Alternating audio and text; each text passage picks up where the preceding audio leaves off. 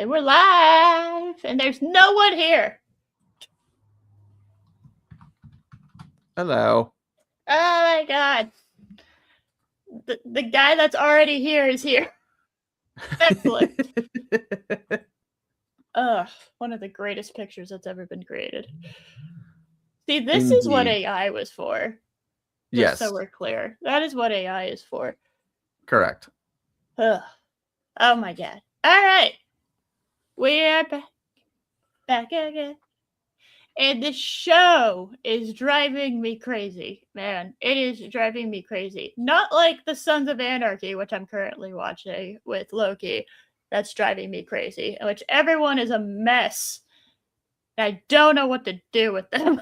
Mm-hmm. I really liked episode 2. I liked episode 2 for the main reason that I am 100% correct. That is a Targaryen. Oh, you mean Egg? Egg is 100% a Targaryen. You don't. I was so right. I was so right. Yeah, why you, Mr. I speak upper classly? Why are you worried when you see that red and black, huh? Oh, and the sons are missing. The little boys are. Oh, interesting. I wonder who that could possibly be. What a mystery. It's a dilemma. Yeah. It won't play a factor in this at all. I don't think. I think it's world building. That's what it is. Oh yeah, definitely, definitely. You know what? I'm gonna go and say I was 100% wrong, and the fact that I was 100% right and 100% wrong, so we're doing pretty good. You know, I was 100% correct. I know for a fact, even though the show hasn't, it basically has confirmed it, in my humble opinion. Oh, good lord. Apparently, I need to go get my stupid computer plug because my energy saver is now on. That's annoying. Okay, give me a second. We're professionals. I was like, no, I don't need it. It's fine. It's going to be okay. And then I forget how much battery streaming takes up. Okay, give me un momento. Just entertain the masses. The two whole people. There, I did a little soft shoe. I'm sure everyone loved it. All right. Yeah, I really enjoyed this episode a lot. Dunk, I am now convinced is like perfectly cast. I think he is doing a terrific job with the character. Just this bumbling fool that means well. I think he's doing great, and I'm liking Egg quite a bit too. I wasn't quite sold on him after the first episode, but this one I was like, yep, that's Egg. That is Egg. We are professionals, Ram Bam. Don't you worry about that. All right. The dilemma is an ancient creature that likes to toss people on its horns. Huh? I'm confused by that comment, Ram Bam.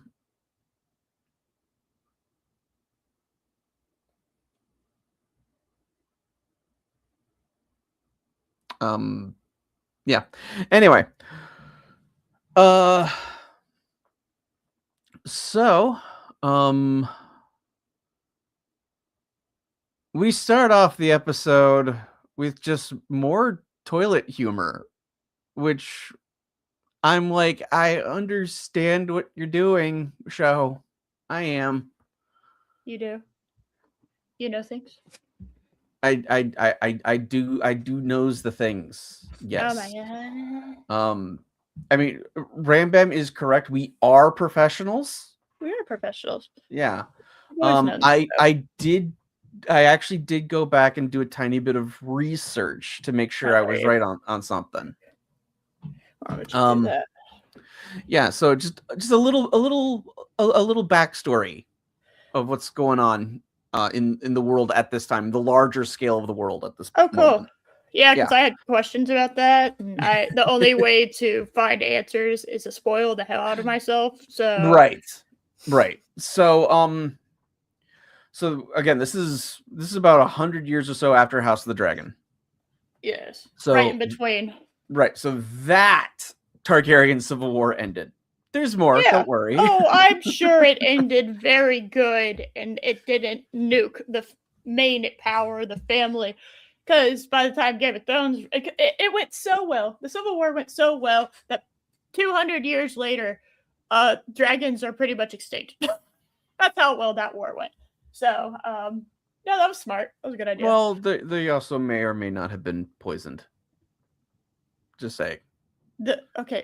Which the Targaryens or the dragons? The dragons. They may or may not have been poisoned. That's like that's the person that's like, oh, just for fun, I want to give robot sentience. Okay.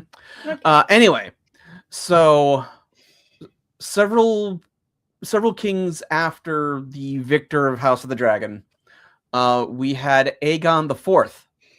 Oh, good. Yeah, just because another one. Because we can't have enough Aegons, right? Guys, eventually, what if y'all have to do something worth mentioning so that we can stop using Aegon as a name? Okay, we gotta stop cruising on Aegon. All right, the family tree is very annoying at this point. Yes, and Aegon the Fourth really liked the ladies. Oh, good. Yeah. According to his memoirs, he estimates he's been with about 900 women. Okay. So I am not believing that. Sir, let's be real. 50. Let's be real. Let's knock ourselves down a little bit, okay? I don't know about that because he had hundreds of bastards. These are all consenting women? Not all.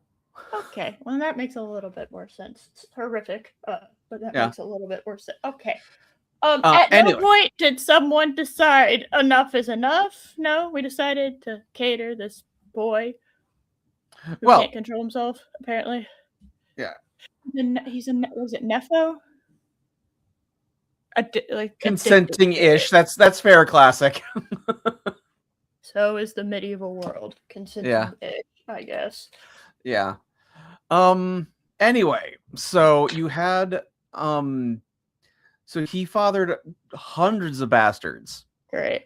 Well, God only knows how big the Targaryen. Oh, look, more people we can incest with. Well, okay, so here's the problem. There's a lot of problems with that. Yes. He had his son. God, I forget. Is it Damon or Darren? Oh, I'm sure it's David because that's another name that we can use until death. Well, hold on. I think it was Darren. Oh God, Darren is another. God, we just read. Oh. Yeah. So I want to say it was Darren. I could be wrong, but that was the crown prince, the heir to the throne. Okay. And when King Aegon IV was on his deathbed, oh God, his final decree as king was he legitimized all of his bastards. And so there was a bastard son, Daemon, who was now the eldest of his children. Yeah, he's 50 years old, and he's just like on his deathbed too at this point. No, he was very much a warrior. Okay, just and like so to the surprise of nobody, there was a issue with succession. What a dick. Yeah. So there was a huge civil war again between the Targaryens. Good. We learned nothing. Great. Yeah, but this one was a bit more of a you bastard from the king. no, like, okay. This one makes actually legitimate sense because you're talking about hundreds of people potentially fighting for their right to rule. Yes. Like, all of a sudden, peasants are like, hey, what's up? I'm here to rule. It just, that makes more sense. The greens versus the blacks is like, when you break it down, it is one of the stupidest things Yeah. to ever. It got so laughably out of control. It just, the utter stupidity of which that almost destroyed. Obviously, it didn't because they still exist. The Targaryen household. It is just. Yep. So there was a civil war between the bastards and the rightful and the trueborn. And so that is the conquest that just happened, or not conquest, but that is the civil war that's recently happened, and now you have King Daeron on the throne. But because of all that, and you have like all these different houses that are, that fought with the bastards. The Targaryens just can't seek retribution on them. Because the dragons are gone. So they have to be far more diplomatic in how they approach things. Yeah. You can't just go, look, I have a dragon. Do you see the cool trick it does? Yes.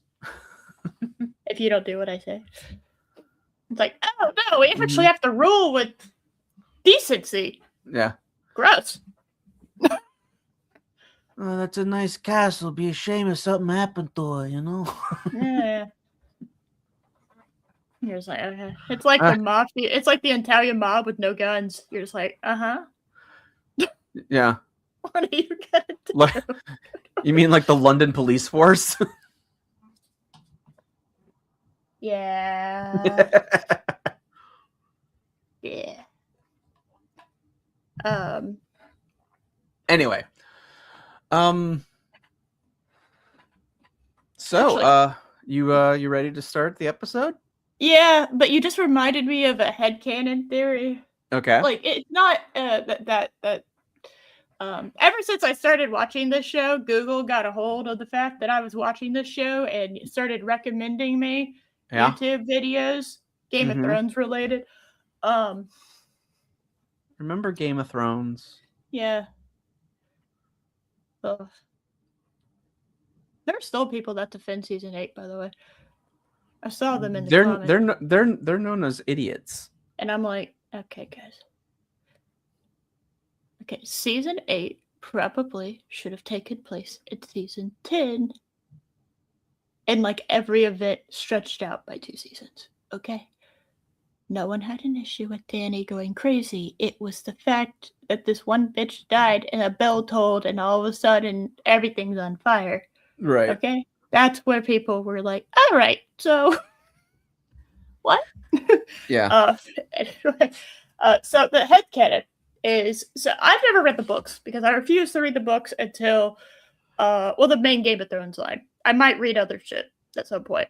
But the main Game of Thrones line I refuse to read because until he finishes reading it or writing it, then I see no point in me reading it because it's not finished.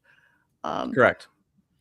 So I will say, because this, the Night of the Seven Kingdoms, it's just a collection of 3 short stories surrounding Dunk and Egg. I legitimately really liked the book.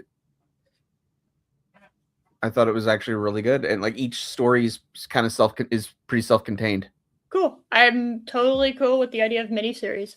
Game of Thrones miniseries. I'm cool with that, and really wish they would have done that with Lord of the Rings. I would love to see the fall of wow, my brain died. Numenor. Thank you. I want to see that. Oh, I'm sorry. Numenor. Shit. And I want to see it because of the actual story behind it in the books, but I do want to see it in Rings of Power because I can't wait till that whole stupid city implodes upon itself. I'm a big sucker for hubris causing the fall of people, you know? There So we go. obviously I like the God, I forget she exists until you pull that out. Like literally, I just ceased. Like that's not something I remember. I remember the stupid eagle before I remember her. Oh Anyway, God, the eagle. Yeah. yeah. So This moment for me captured Rings of Power. It was so serious that they didn't realize how funny it was. for me, the what captures Rings of Power is the door to Moria being at the top of Celebrimbor's tower. And they have to That is carry the it back. scene. Yeah, and then they had to put it into the mountain and have it function as a door. Right. Yeah. Instead of just making it there. Instead of tunneling all the way through and then making the door in the rock at the Yeah. yes. So funny. Just everything is incorrect about that scene from a logic standpoint, and it just that's it. That sums it up for me right there.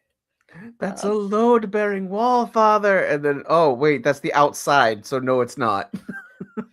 The load-bearing wall on the outside. It's like so that's not okay. But he made the hole and it didn't collapse, so you were wrong. Yes. Dummies. Anyway, so the head canon is so apparently in the books, Tyrion is described as having more silvery colored hair. Yes. Um, The blonde is more of a silver I than a yellow, apparently. I That's believe so. so there's a headcanon based on the fact that the dragon didn't absolutely nuke him when they first like interacted with him is actually because he has some Targaryen blood in him, which is why he has a little bit more silver than gold hair, and yeah. So now there's different branches of that, but my personal favorite is that he is an illegitimate son of the Mad King, and that is why Tywin hates him so much. On top of the fact that he killed his wife, quote unquote. I do, yeah. But that I found that very interesting. That he is the product of that. He has the silvery hair. He has the dragon, and also that makes him the third head of the dragon, with Dany and Jon being the other two.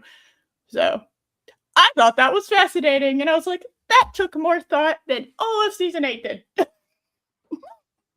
True.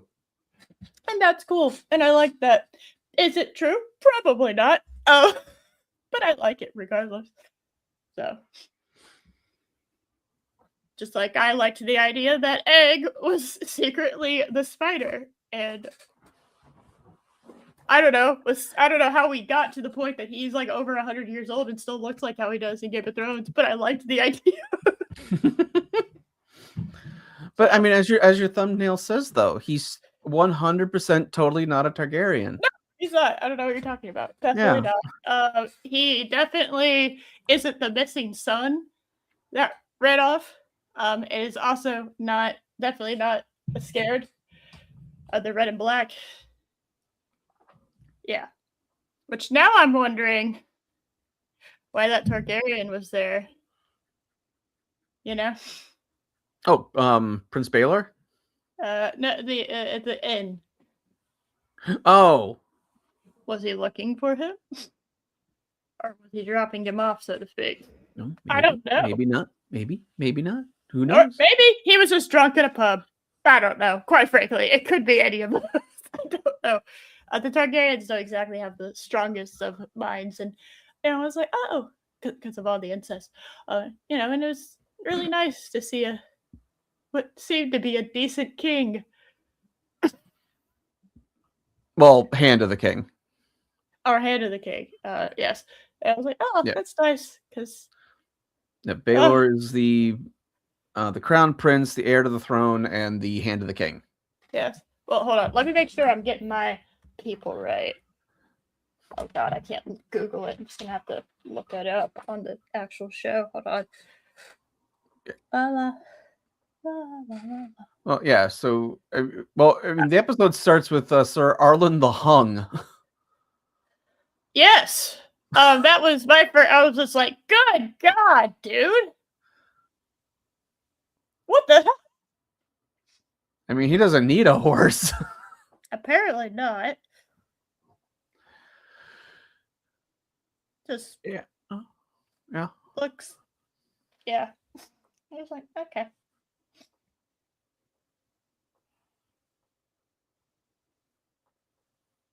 All right, hold on. Let me click on this, and it's gonna advertise me. It's stupid fucking mobile app.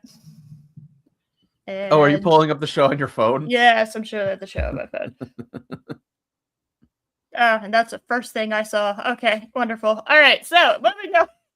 Yeah. Oh yeah, we still haven't gotten an intro sequence, just so we're clear. I don't know if we're going to. And now I'm baffled.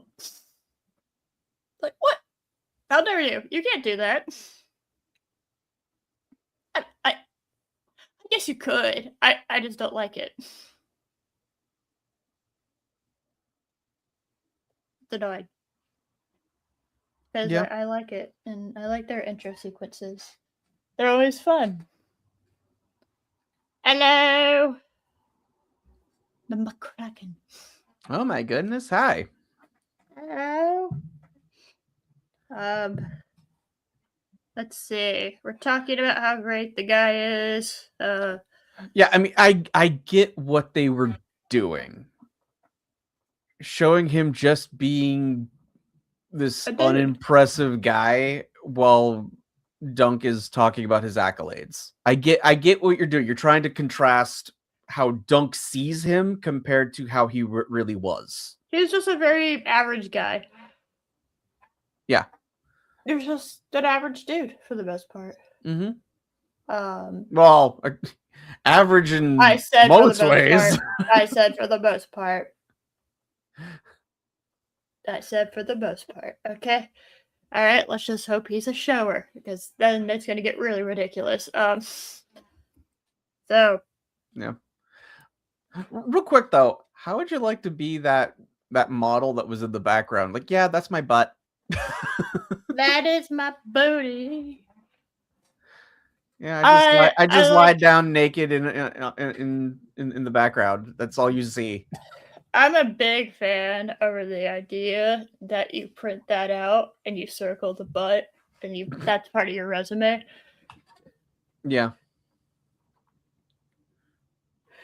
You're somehow behind, and it's okay. That happens to me too. Like, I'll click on something, forget that I clicked on it, and when I go back, I comment, and then you have the mortifying discovery that you're 5 minutes behind, and they've moved on, and your comment makes no sense anymore. You're just like, fuck. Correct. And then you leave again because you don't want to deal with the fallout of them potentially clicking on your comment. I've never done that before. Can you tell? No. I don't know what you're talking about. It totally didn't happen like just the other day with the Loki show. No. Anyway. Maybe odd. So, let's see. Yeah. So he has this horrible wound on his arm. Yeah, he does. Just, I think, ends up. That kind of seems like how he ends up dying. Is that it's infected? Because he's not even bandaging it, you know. True. I mean, we don't see in the book. There's no mention of like exactly how he died. He just got sick and passed. Yeah. We don't actually. He doesn't actually know what it is that killed him. He doesn't say it was a wound that festered or anything like that. Well, I don't think he knows. I think he's keeping it, you know. That's possible. So we're able to see it in the show, right? Because of the different medium. Right. But other than that, yeah, the advantage of that. So he's talking. So Duncan's been talking this whole time to How's Tyrell? Mm-hmm. Let me tell you something. I was like, Loki didn't confirm or deny this. I was just like, is that the guy that my all-time favorite? If I had to pick one character, all right, the Queen of Thorns. All right, is that her husband? Because I see her point. He's kind of rude.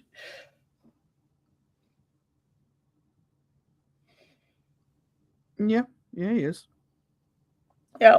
Now, to be fair, we are looking at this rooting for Duncan. If you kind of zoom out and you just kind of look at these as these royal guys that are just basically like celebrities, and if you're like, well, can I get a pass? Can you give me a pass if I, talk about this guy? Like, honestly, there's like a high chance they're not gonna remember him because they deal with so many people. So I can't really blame them. But because I'm rooting for Duncan, I have to almost, Right. And also, everyone spits like camels. Just, Well, I don't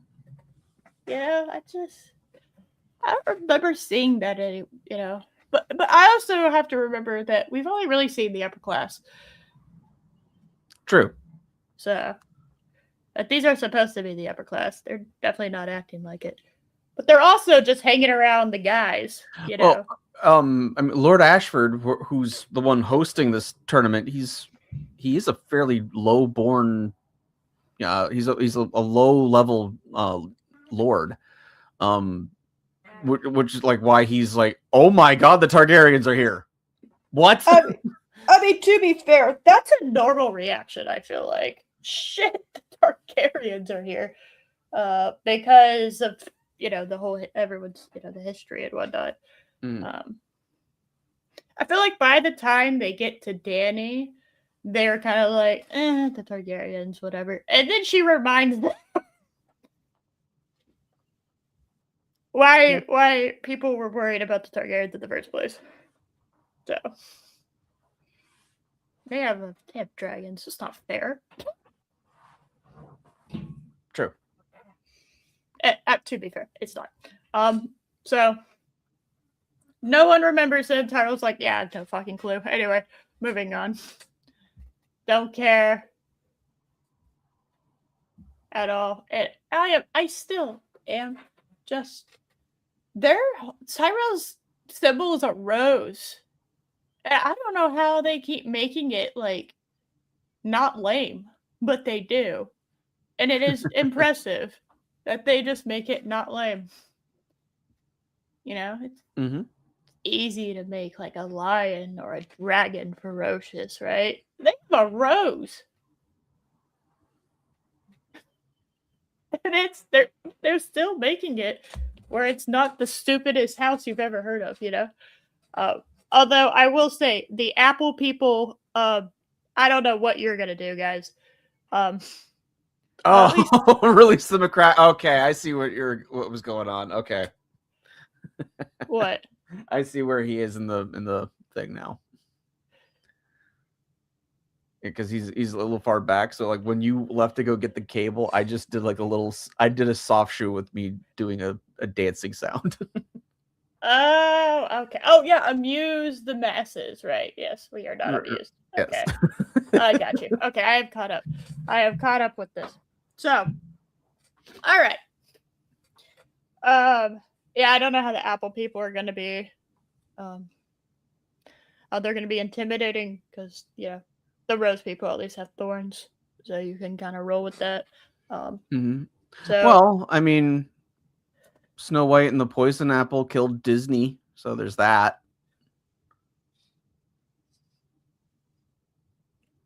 True. No, true. Okay. That is true. My God, the memes from that movie were fantastic. We need to have at least one of those a year. Okay, where there is a movie that comes out that everyone just clowns on because it's so unifying and nice. I just What was the channel that did like the songs based on the comments? Oh god, I can't remember. I'm subscribed to them. That was epic. Yes, I stumbled across them. I can't remember when it was. It might have just been in my recommended. Okay. But yeah, I stumbled across them, and what is it? Comments. Snow White Comet song or something. I can't remember. Chat music. I think Oh, that was it. Yes, chat music. Yes. Snow White trailer comments turned into song. Just beautiful. Absolutely. Some of all my of them were favorite amazing. content. They're all.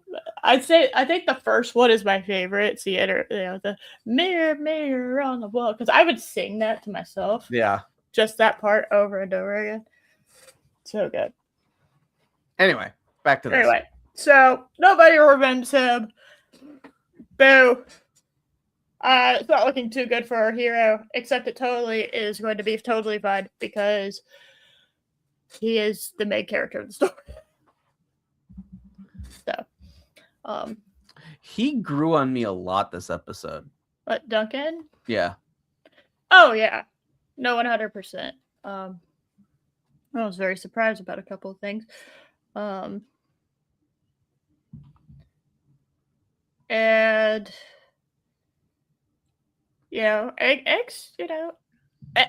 God, I don't know how old he is. But he is very, very smart. He doesn't want to leave Duncan because he doesn't want Duncan to have to retell the story of his sire dying over and over again, just by himself. But he's kind of just like, hey, I'm your ride or die, and it's fine. And it's all good. And this is definitely not going to get super awkward when everyone figures out who Egg is. The actor is 11, by the way. Okay. I mean, also, just props for this kid actor. I am impressed with this kid.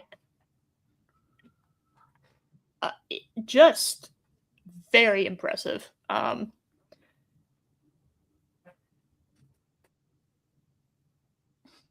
me see. La la la la. Oh yeah. So this is another. If you couldn't have picked it up already, that he's high. He's definitely high class. Egg makes some comments about the Tyrells that would 1000% get you killed as a peasant. But it's just normal shit talking as a high class upper, right. aristocratic individual. So it's one of those things you're like, yeah, can't really say that out in public, Egg. You can say that if you're upper class, not really as a peasant. How dare you say something that's extremely true? Yeah, that's not allowed in the Middle Ages. But yeah, Duncan's like, hey, this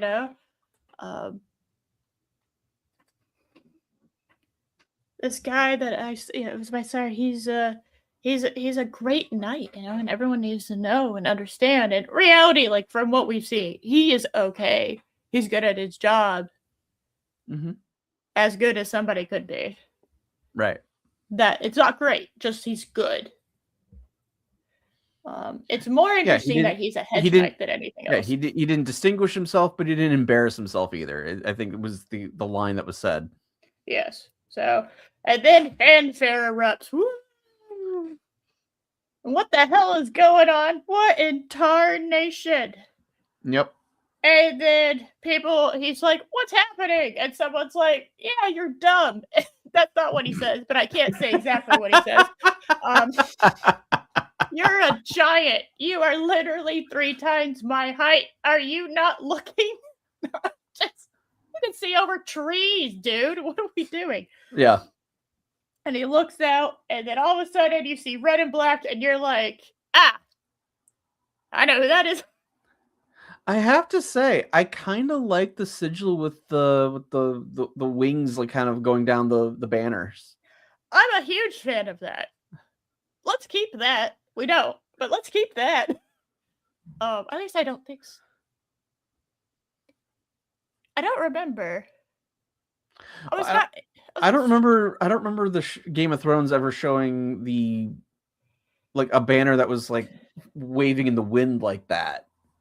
Yeah, she was kind of making it up as she's going along, and she was kind of adding a whole bunch of other cultures to her Right. one. So it wasn't. And then like she kind of forgot about the Iron Fleet. Yeah.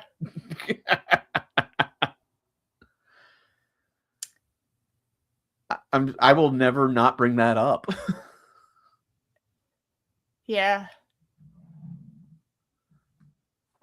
I also will never forget. Oh, you couldn't see anything? You did. It's your TV.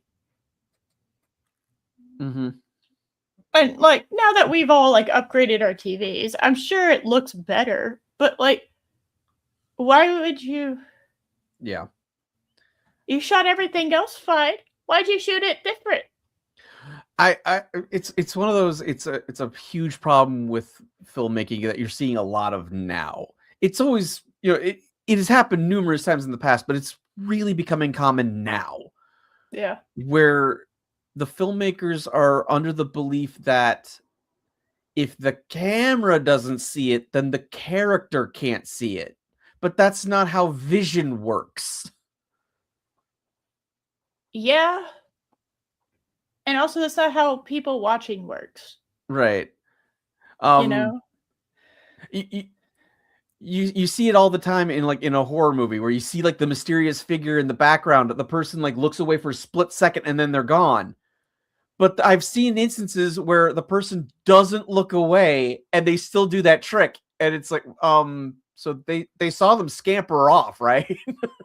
And I love the parodies to that, because it's never, you can't scamper away intimidatingly. Okay, not really. The only real way you could potentially scamper away doing that is if you're doing the crab walk, right? Yeah. Like some really weird walk, then that might be terrifying. But like at no point should a human be walking like a spider. Right. Like in any context, if that is occurring, something has gone terribly wrong. But I just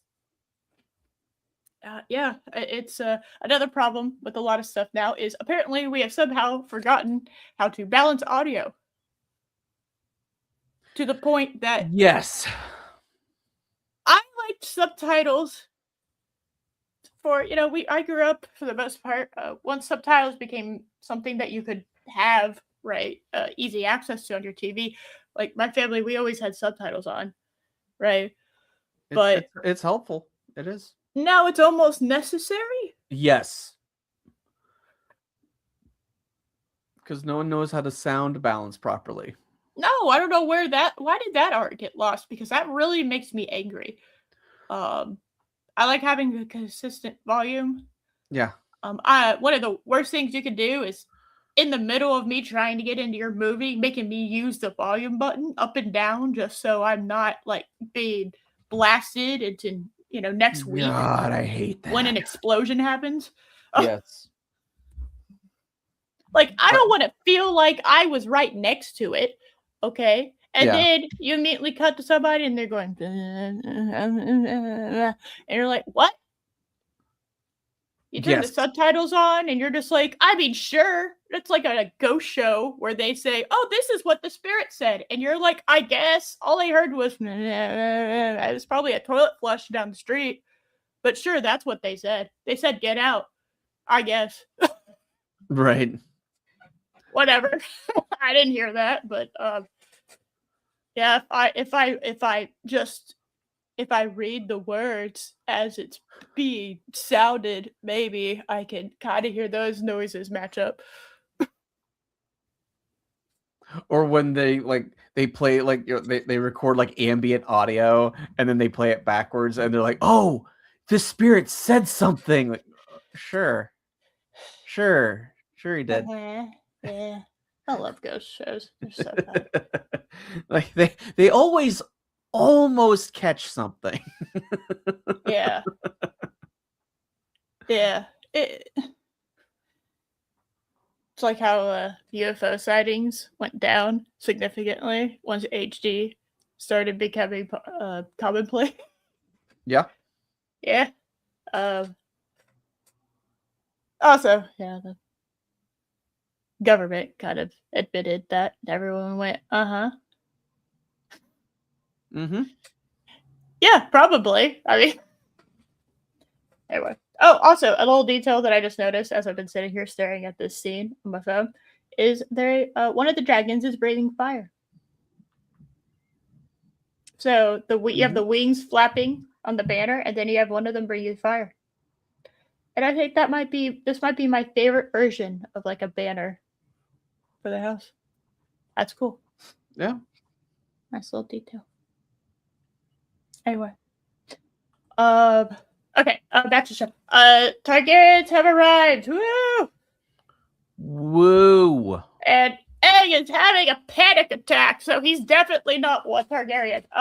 Because there is no reason at all Egg should be freaking out. I don't see. No. Why should he be freaking out? All right, he's a stable boy from right, like half a day's drive away. Correct. So, and he's small enough that if he would have done anything, because I think he said he lived in King's Landing last week. Yes, he did. Like, oh, he stole something or whatever, and maybe they remembered me or blah blah blah, right? But you're just like, would they? I don't know if they would. They deal with a lot of people, okay? And so I just think personally, because he goes, I will never leave your side too. Yeah, I think I should go. Actually, I'm just gonna go back to camp in our little bush that we have. I'm just gonna, that's where I'm going. Anyway, good luck, buddy. Latest. And he's like, because thieves, because we have things to steal. Right. Of course. I mean, yeah, he has horses, but so does everyone else here. No one's stealing a horse. That's so funny. God, that's funny. Yeah, everyone has horses here. They're not going to steal yours, quite frankly, because that would actually bring great dishonor upon their house, and that would get you killed, probably. In fact, you have 3 horses, and you're looking to get rid of one. Yeah. I mean, I just, no one's stealing anything from y'all. All right. Right.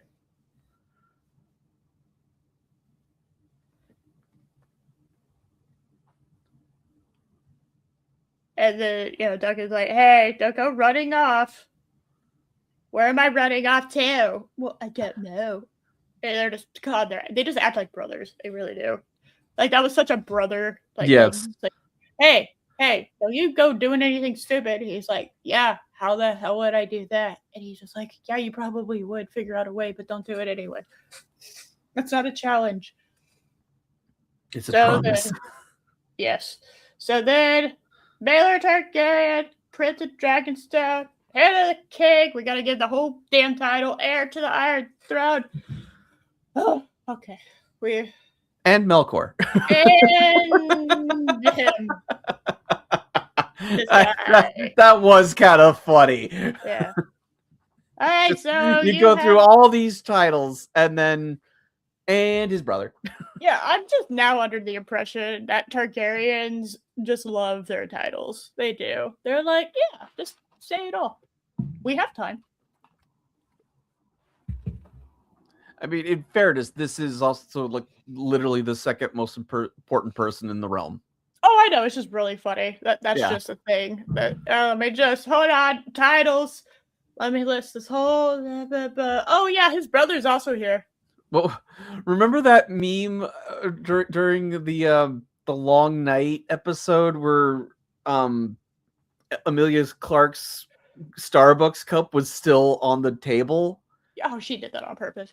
And they edited in like the whole Daenerys Targaryen, Queen of the Southern Realm, just like all those titles she had. It was just the whole thing was just on the side of the cup. The Starbucks cup has like it's covered in Sharpie from all of her titles.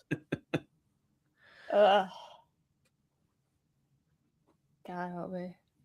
Yeah, ever since they made it so that you have to write something on the cup, and like I think they thought they were gonna write "Good morning, little son" or whatever.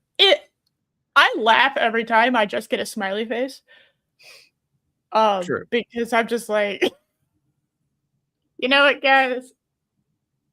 I don't think they understand how chaotic it is behind like working y'all's job, and you having to come up with anything like that. Like, no, just give me a smiley face and move on, or just write in doctor, and it can be a bunch of squiggles, and you did something. It's a little, it's a little ocean. We just moved on. Yeah. Oh, did I say Melkor? Sorry, Rambam. Yeah, it's what's his name? Maker. Yeah, and now I'm forever gonna call him Melkor because I didn't remember how to pronounce it. So you have sealed in my brain. That is how I'm gonna probably call him. Yeah, Maker. So, I am also, and that's assuming I remember him. Let me see. Otter, blah, we're schmoozing. He kind of becomes important, so. Yeah, well, we're smooshing. Okay, so yeah, we smoosh, and then the guy's like, "Hey, look, my daughter. You like? Can't have."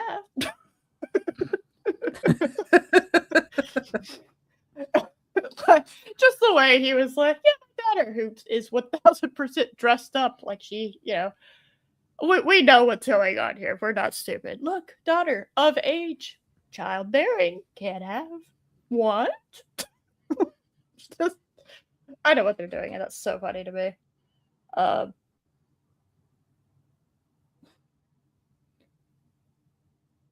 She has a flower crown and everything. Like, we all know what's going on here. Yeah. And then, okay, I gotta be real. Duncan gets mistaked as a stable boy. Yes. And he's like, "No, I'm not." And I'm just like, "Yeah, but you kind of dress like one, Duncan. All right." And it's kind of hard to not think you are when you're standing in front of the stables dressed like a stable boy. Anyway, so I want the cape the short-haired Targaryen has. I want it. Aeron? Thank you. Yes, I need that cape in my life for science. I mean, just look at it. I need it. I require it. It needs to happen. It is dramatic, and it is black and red, and it is velvety, and it is glorious. And I just need to be able to walk around my house with it. For science purposes. So, correct.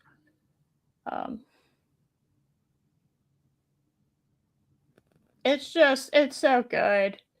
And it's wonderful. Now, the only thing that is missing is I would like it to be a hooded cloak, but it's okay. I will live with it just being red and black.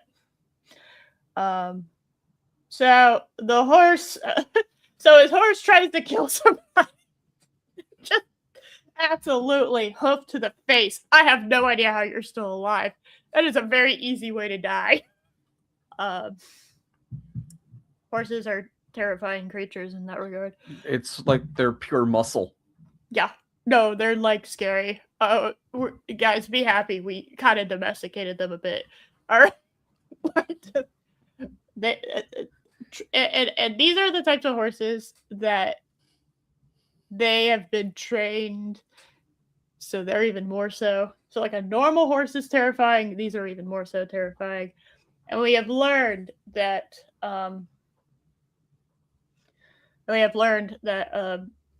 Duckett is a horse whisperer. Well, he's just showing the horse kindness.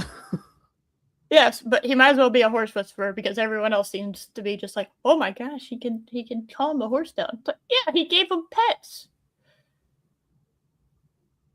And he's like a domesticated horse for the most part. So yeah, it's not hard.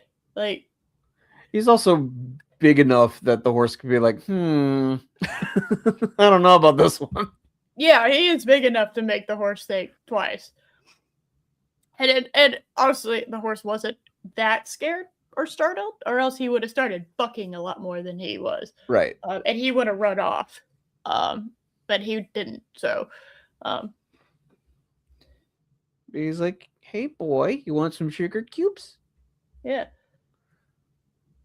And I'm trying to figure out who these people are. The people in white. Who are these people? That's the King's Guard. Oh. This looks great. When did we get rid of this look? Well, that's one of the things Game of Thrones fans have been complaining about from the start. It's not just the white cloaks. Their entire armor is white. That's how it's described in the books. No, I don't know why we didn't do this. This looks great. It's like they look wonderful. They look great. They do. Like, finally. It does look like metal that you spray painted, but like if they're supposed to be in all white, I don't know how else you're getting it white. You're gonna paint the metal. So, this is what the whole idea is. You know when the King's Guard is around because they stand out. I would hope so. You kind of want people to know who your guards are for the most, unless they're undercover. So, but it looks great. I love the wings around the waist. Yes, I like that. It just looks real good. You know, not a big fan of the green underneath. That gives me worry as a callback to something. Could be overthinking it, but I don't know. A bit. Yeah, it's okay. I remember what Joffrey said about how Rhaenyra meets her end potentially, and that if that goes, then the whole part of that faction goes. So, does it? For the most part, it would. Yes, for the most part, it would probably. Well, you would have to recover. And I don't know at that point that you would be able to recover. And it would also depend on who is still standing if that event happens. And it wasn't just Joffrey being an ass. Right. Because Joffrey is known for doing that. And also, we're assuming that that history was written correctly. Also true. So there's a lot of things where you're like, if that does happen, I worry for who wins this. Not that I'm really on either team at this point. It's like I'm on neither team, but I'm definitely not on Team Green. Does that make sense?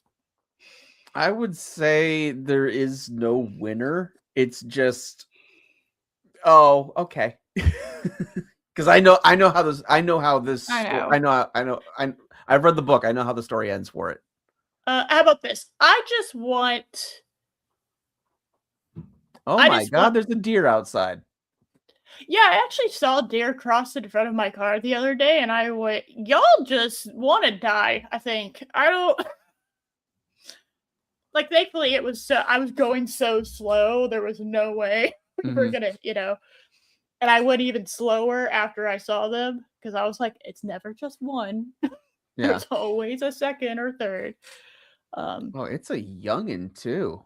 It's not a fawn. Teenage. But... Teenage angsty deer.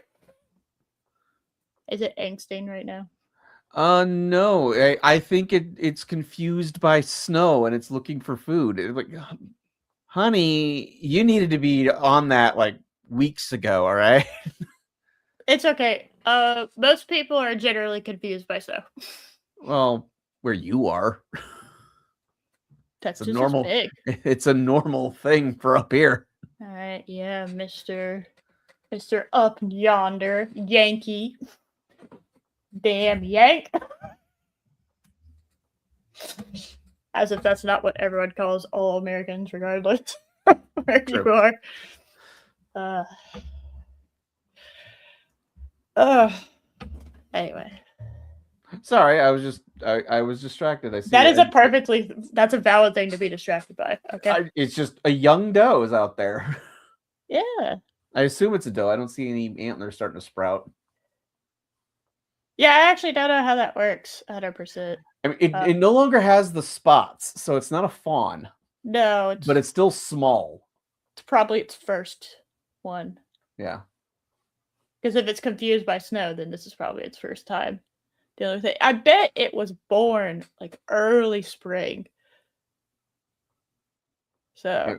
I mean, I actually have no idea what the digestion period for deer are. Oh, well, let's look this up. We're going to learn something today. Just what everybody wanted. I'm sure Rambam is dying to know the digestion period for an American deer. About 6.5 to 7 months. Oh, Okay. breeding typically occurs in the fall. Fawns are being born late spring or early summer. Okay. So I'm guessing you were late born then, because you're still awfully small. I'm assuming this is a standard white-tailed deer. Hard to say. The tail's flapped down right now, so I can't see it. I assume it's a whitetail. I mean, that's like the by far. If you're coming across a deer randomly, there is a chances are it's a whitetail. It's almost always going to be a whitetail in America. Yeah, its tail is still flapped down, but I see white fur on its ass. Okay. Hold on, let me see. It has a grayish brown winter coat and the white underside of the tail. Oh, it flashes as a warning signal. That's hilarious. I always thought it flashed it when it was scared and running away. Well, I mean, yeah, it is warning, you know. Run away, or I will continue to run like a coward. Yes. It's not the greatest defense mechanism. Running makes a lot more sense. So the white tail, it has like a white outline on the top of the tail. And then it's pure white underneath. Essentially what it is. I know you have deer in the UK. I just don't know if you have white-tailed deer like we have here in the States. No, it's a very specific type of deer. Deer in the UK. We're learning things.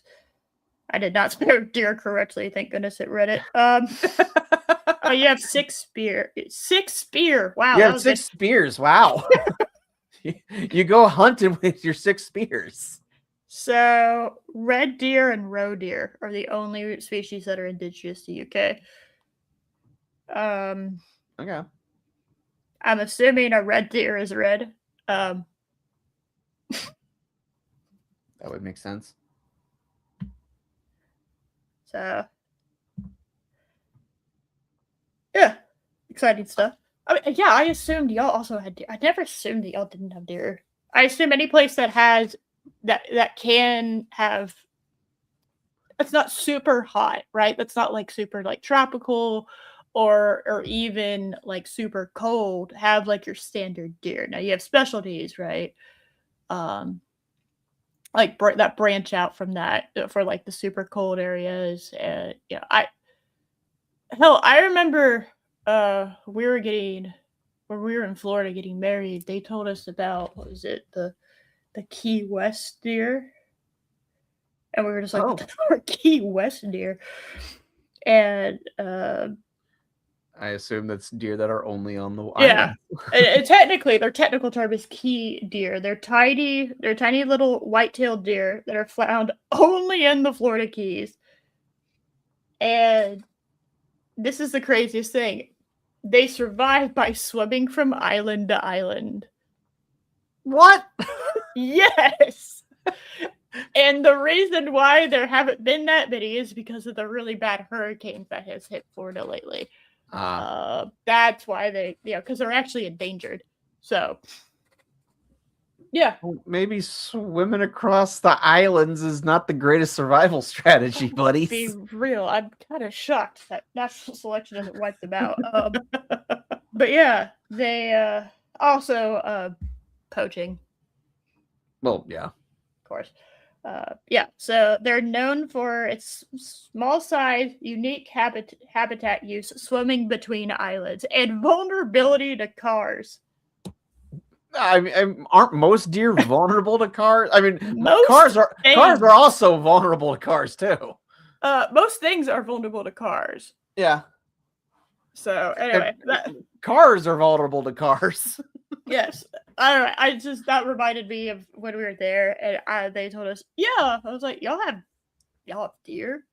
You have a unique deer down here? They're like, yeah, they swim from place to place. I was like, what do you mean the deer swim from place to what? I'm now picturing like cartoon deer, like Bambi, and doing like a synchronized swimming thing. That's how I picture them swimming. Yes. I mean, you should look it up sometime. It is so funny. The idea, because when you think of a deer, you're not thinking of an animal that swims. No. So the fact that this subspecies of the white-tailed deer have evolved to the point of swimming in the Gulf, basically. What? What do you mean? That feels made up. Yeah. Anyway, so that was good. God. Okay, moving on. Oh god, I hate the HBO app. Sometimes does this. Does it sometimes make your screen for no reason half super dark? Yes. And you have to it has to exit out and restart everything again. YouTube has started doing that too. I've noticed on mobile, where for no reason the screen becomes dark only when you're in full screen, and when you put it in like picture mode, where you make it really small so you can go to other tabs and do other things while listening. Mm-hmm. Then it becomes bright again. The second you go back to YouTube, it becomes dark again, and you have to exit out of everything. Oh my god, it's driving me crazy. Like, why did you do this? Like, if that was a night mode I could turn on, okay. I'm okay with that, actually. Yeah. It randomly happens, and for no reason. It just starts doing it occasionally, randomly. Very, very annoying. All right. Anyway, so we're talking to the King's Guard. And let's see. We get introduced to the two brothers in the King's Guard. Last time there were two brothers in the King's Guard that I'm aware in Game of Thrones that ended poorly. Do you remember that? I'm sorry, what? How dare you? Oh, listen to me. That's so rude. Big rude. What are you thinking about deer? Venison, yeah. Yeah. Hey, venison, sausage, delicious. Hell yeah. Absolutely delicious. At some point, you and Becky need to get y'all asses down here. And we're going to take you to Woody's and Bucky's. Woody's is a smokehouse where they smoke everything on site and butcher everything on site. So it's all fresh. It has a whole bunch of other stuff. Be prepared to spend money when you come down here. So, okay. If you want good nom, you want good Texas nom. Good, delicious nom. Yeah? All right. Nom. Anyway. God, stop it, Josh. All right, we're back on the thing. I got distracted for the thing that I was trying to tell you. Okay, last time there were 2 brothers in the Kingsguard. It ended poorly. Yes. So, very concerned that we once again have 2 brothers in the Kingsguard. But I feel like this is going to be less bad. Maybe not. Now, of course, they immediately start teasing him about how tall he is, and the bigger brother is like, "The hell?" Because he's obviously like tall, right? Like he's over 6 feet, which would make him, kind of abnormally tall for that. Mhm. But I think in the second story, it mentions that Duncan was eventually measured, and he's 6'11". yeah, I believe he's like over 7 feet, just based on how absurd he is compared to everybody else. I'd say this guy's probably 6'2". I think this episode did a better job than in episode 1 of showing just how big he is. Well, I think it was a slow burn up. So, like Yeah. you see him. It's how they introduce his height has been kind of a slow burn, and then you kind of get to this episode, and you're just like, okay, all right, we now are fully aware of how big this guy is. Whereas, like at the beginning of season of episode 1, you have no idea, yeah, you could have looked at him by the horse, but that doesn't really mean that much, Right. and now you do. So they're teasing him about his height, and they're asking where to go to the bathroom. Of which Duncan's like, "Hey guys, we will buy dinner." Oh, that's not what I meant. I meant if they. Of course, we're gonna buy them dinner, you goober. I meant if they want to stock up on all the foods.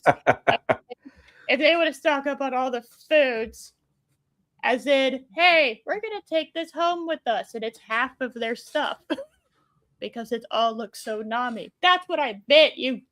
What kind of host do you think I am?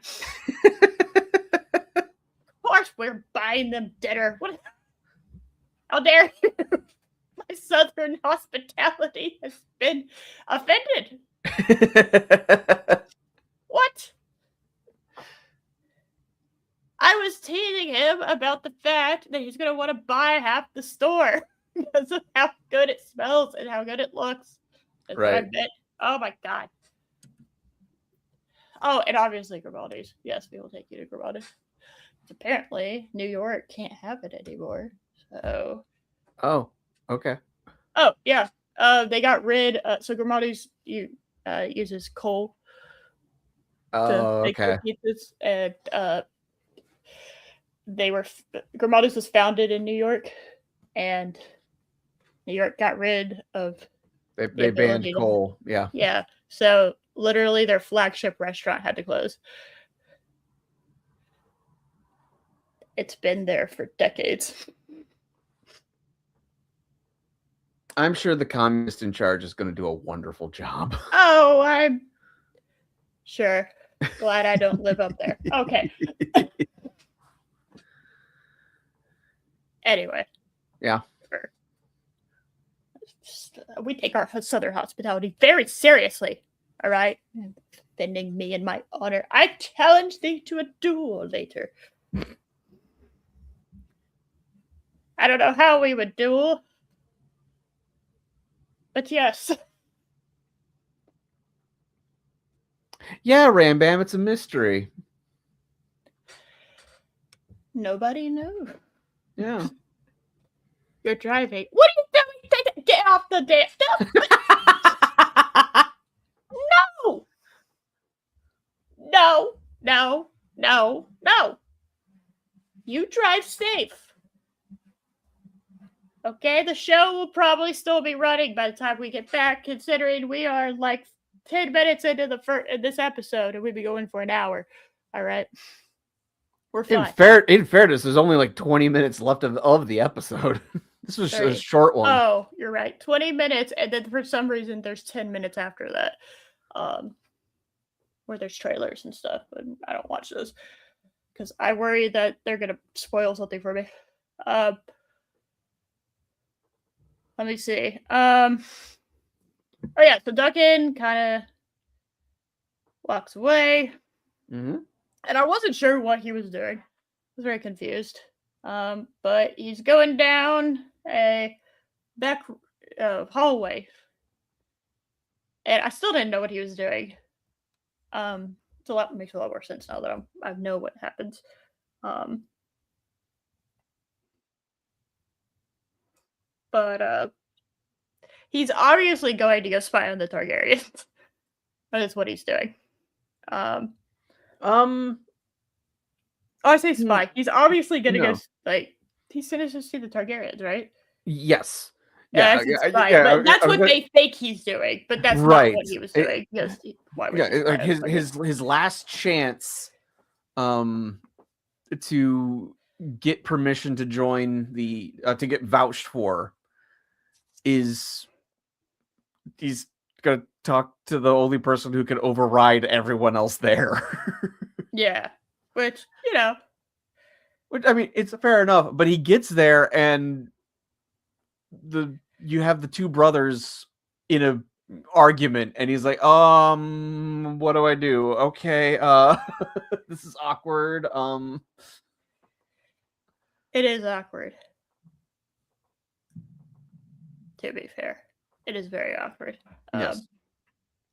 Yeah, the girl that was definitely not being hey girl what that she is which is I think the Tenzel game too tall. master is that game master's daughter.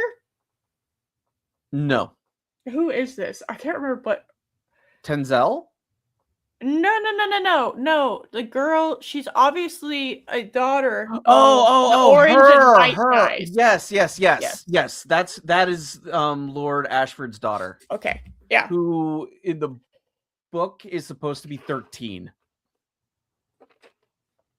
Because that's what the whole tournament is for. It's her name day.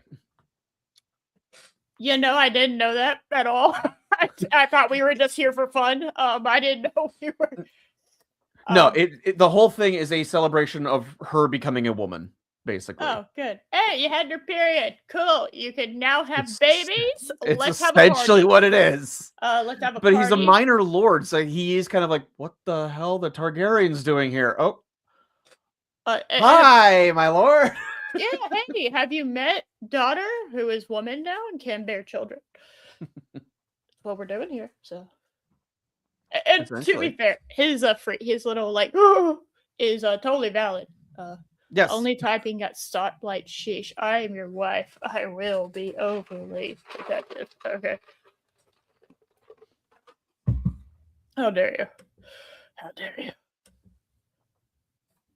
My wifely duties. Anyway, so the daughter Ashford, because I don't know her name, she is also sneaky back here. I could look it up. It doesn't really matter. I don't care. I genuinely don't care. But for some reason she bullies Duncan. I have no idea why, and then runs away. And I'm like, okay. You are as you do. You're a confusing child. That's okay. Yeah, that probably made sense in your brain because as a former teenage girl myself, there's a lot of things that make sense. I know, right?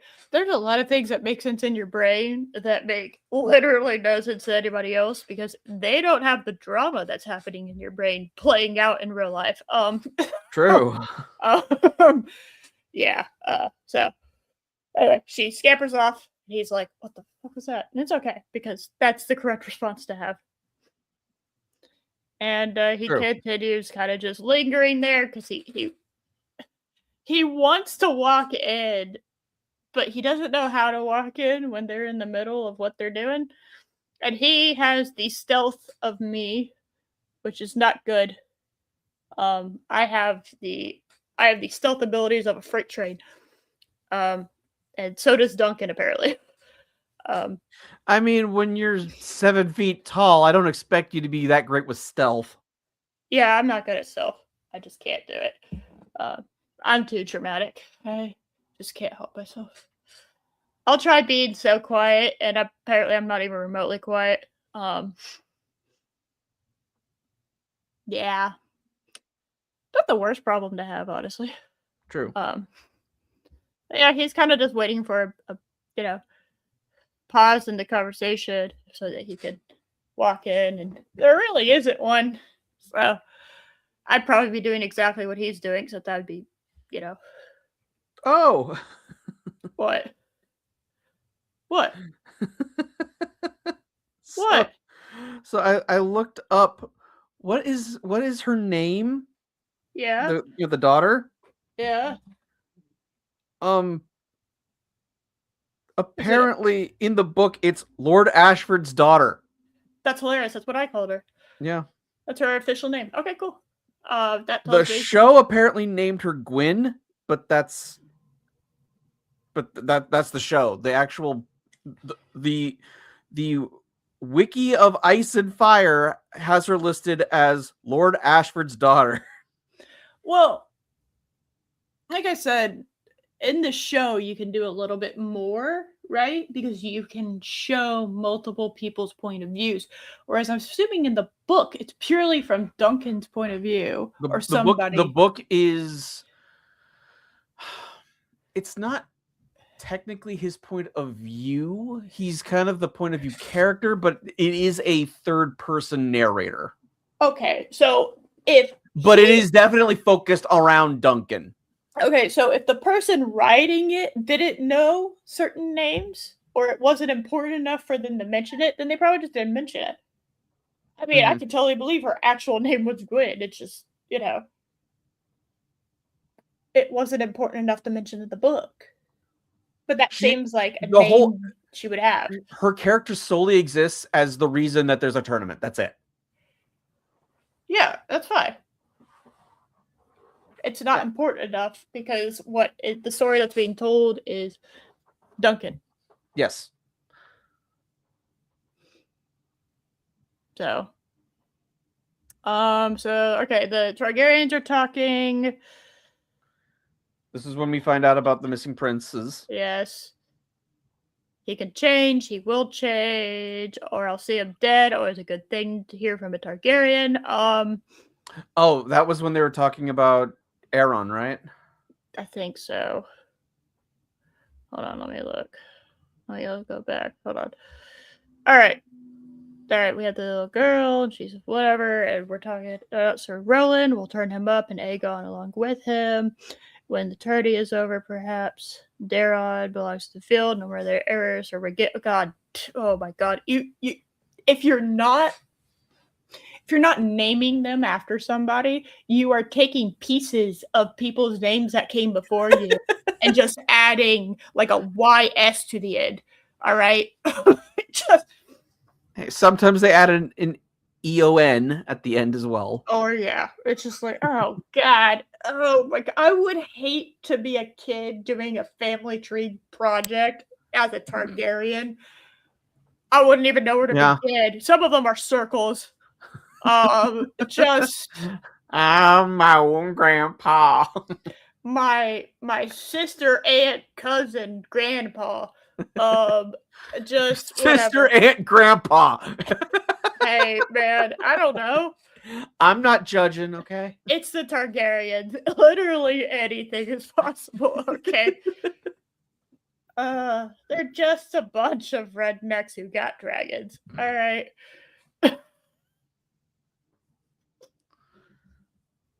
I mean, true. Yes. Anyway, so yeah. Maker, whatever his name is. Malachar. I don't know. He's apparently his son is a failure or whatever. And honestly, I don't know what your name is, but there's like 4 names I could probably randomly pick out and be somewhat correct.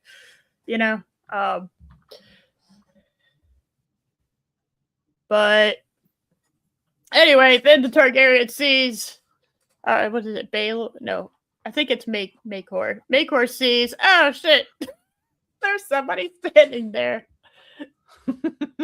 And it's like, yeah, he's the size of the pillar he's trying to stand behind.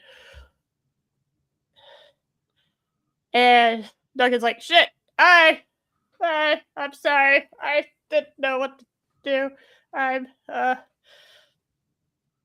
This is awkward. And Lord Ashford's like, good God, boy, what? I can't save you for what could potentially happen next. And I will say I've never seen you. I have no idea who you are, so I could not die.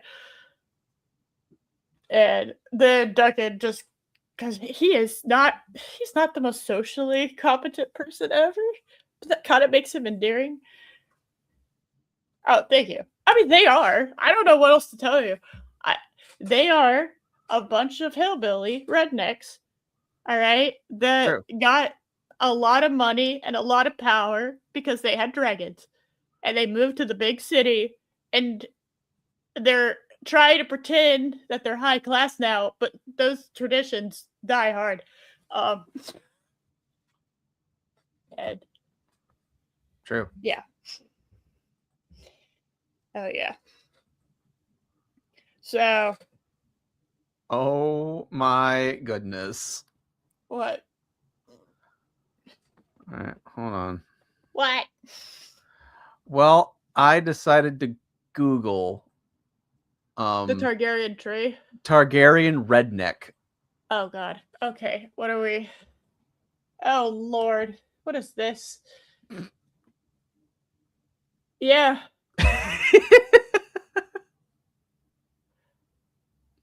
Yeah. I had figured somebody had already made something. That's hilarious. That's a really bad AI image. That looks like, which makes it funnier. It looks like Emilia Clarke and Kristen Stewart had a baby. And that's her. So, oh my God. Anyway, so. You're welcome. Thank you so much. Anyway, so Duncan's not the most socially competent person, and he's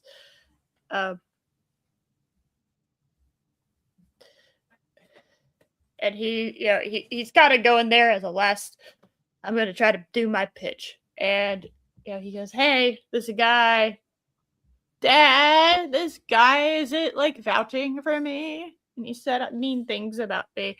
And Maker is just like, huh? What the hell are you talking about? Manfred? There's a guy named Manfred? Why are we dealing with this? My sons are missing. Yeah, my sons are missing? And what? Can we deal with my missing sons first, then deal with this random knight's bullshit? Yeah. Which I think is understandable. Yeah, and then I think it's the Hand who's like, no, come in. And Baker's like, huh? What? Yeah. It's like, okay, I guess we're doing this. Okie dokie, we're doing this, I guess, yeah.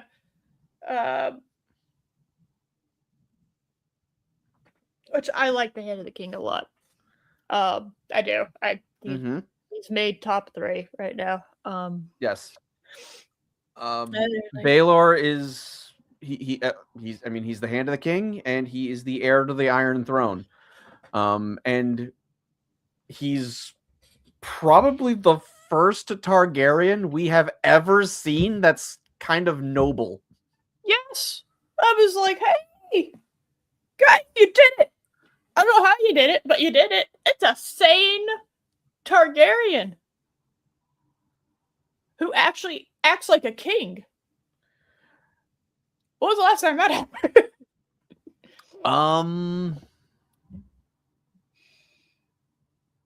I don't know if there ever has been one. Well, we did it. It was by accident, but I mean, Jaehaerys was pretty fair as king. The realm, that's when the realm was at its absolute height in prosperity. Yeah, and I would say Viserys. It's one of those he knew when to use force and when not to. Okay, that's you would hope some people would know that. Yeah. You would be wrong. Viserys in the book is vastly different from Viserys in the show. Yeah. I could understand why people would follow Viserys on the show. Viserys in the book is far more of a drunkard. Yeah, he's just kind of a bumbling drunk idiot in the book. So they greatly improved his character for the show. Yeah. But yeah, I would say this might be the first truly noble Targaryen that we have ever seen. I'm so happy, proud. Definitely nothing horrible is going to happen to him.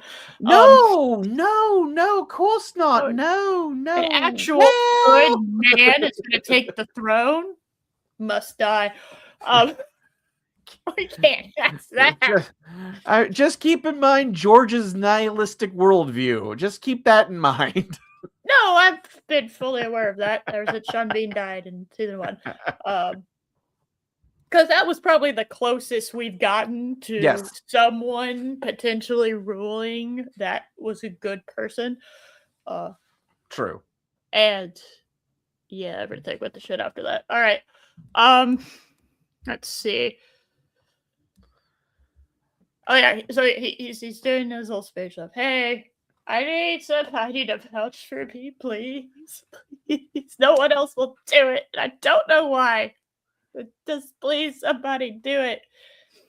And it's one of those, it's so easy for a lord to just say, yes, I remember Sir Arlen. You can participate. Yeah. It's so easy for a lord to do that. For him, this is everything. If he doesn't get vouched for, he can't follow his dream of being a knight. Correct. So, just shows the power dynamics at play here. Yes. He's basically begging. Can y'all please say you remember? And Sir Arlen the Hung. Yes. And let's see. I'm trying to see. Well, he Baylor says, "Oh yeah, I remember Arlen." Oh yeah. Yes. Because he tried to say, "Hey, sword and shield, I have," and they're like, "Yeah, anybody can get that, though." Honestly, that doesn't mean shit. And yeah, Baylor actually does remember him. Mm-hmm. Yeah, just some random hedge knight from a tournament like 20 years ago. That just shows he pays attention to things. He cares about people. And I think it was him that had the line of, he didn't really distinguish himself, but he didn't embarrass himself either. I think he's the one that said that. Yeah. He says he never won a tourney that I know, but he never shamed himself either. That was it. That was the line. Yeah, but it's essentially that exact thing. And, Duncan's like, yeah. No. I mean, whatever the correct answer is. He is so out of his comfort zone right now, dealing with literally the second most powerful person in the entire kingdom. And he's talking to him. Like he's so nervous, not of like, oh God, what do I do? What do I say? How to not offend. Yes. This scene really kind of just, for me, sealed this actor as Duncan for me. Oh yeah. No, he's like, this is Duncan. He's kind of over his head dealing with the nobility.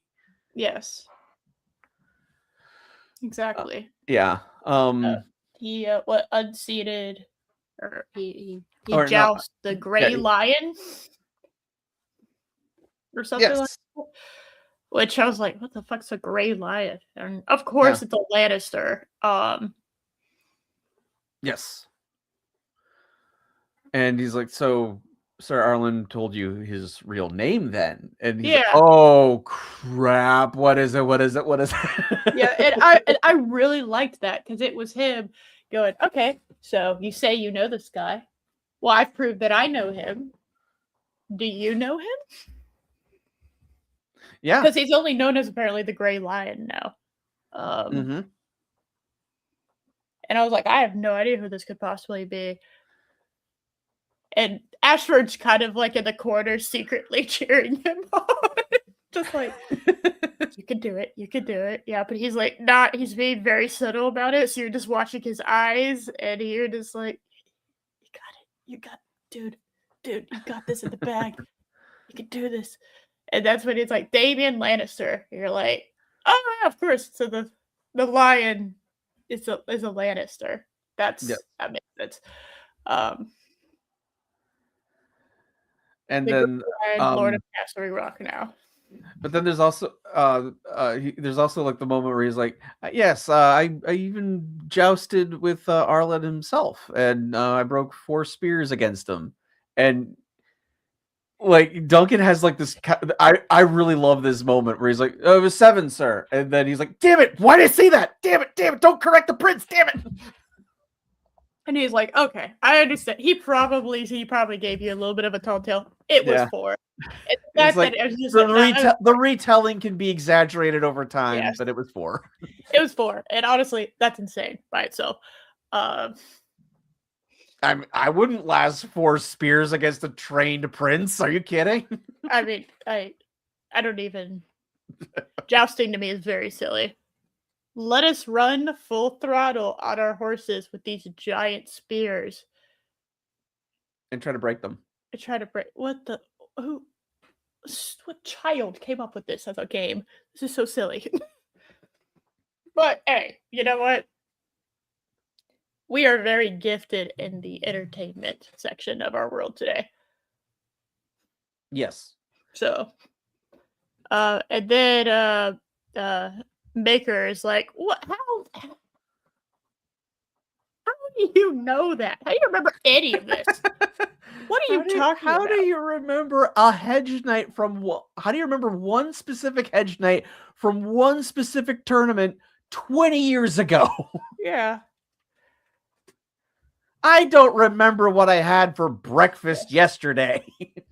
And then the head is like, hey, it's good to know your enemies and your friends alike. No, I really like Baelor. Oh, absolute top tier character. I love him to death. Absolutely. I say love him to death. I can't wait for a long reign from him. I'm very excited to see the absolute top tier reign that will befall him. And he's definitely not going to be murdered horrifically because he is honestly too good for this world. I'm not saying anything. We're not allowed to have good things in Game of Thrones. I'm not saying anything. Dude, Bran became the king. We're not allowed to have good things. I mean, true. All right. We're supposed to ride the paralyzed kid into battle? Okay, sure. All that has to happen is somebody takes out his horse and he's done. So true. And then, you have he stormed the castle, or what's left of it, which is almost nothing. You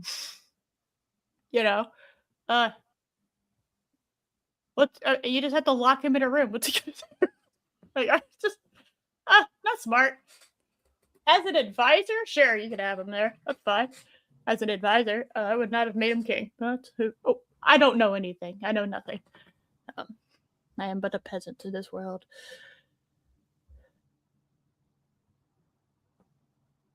And then he starts talking about Storm's End. Lord Baratheon held a good lord. They're starting to use words I've never heard of before. A hasselhood. I don't know what a hasselhood is. I'm assuming it's some kind of honky tonk for the Targaryens to celebrate the birth of a grandson. Cool. I don't know what we're doing. The lots made Sir Erlon. Oh yeah, this is where he talks about the 4 thing. Okay, it was 7. And it's like, nope, it was 4. Shush. And then he starts debating himself. yes, I'm as thick as a castle's walls. Yes, that is a that is a line directly from the book. He anytime Duncan, well, so Arlen told him that he's as thick as a castle wall. And so anytime in the book Duncan does something that's kind of stupid and he immediately recognizes that was stupid, he tells himself that. So yeah, that is directly from the book. Like, It's thick a as good a line. castle wall. It is a good line. It's a good line because you can turn that into something said by him. Yeah, or something about him is that he is as strong as a castle wall, right? He is as, you can kind of use that phrase and turn it into a positive if you play it outright. So that's one of those, that's a good phrase to have.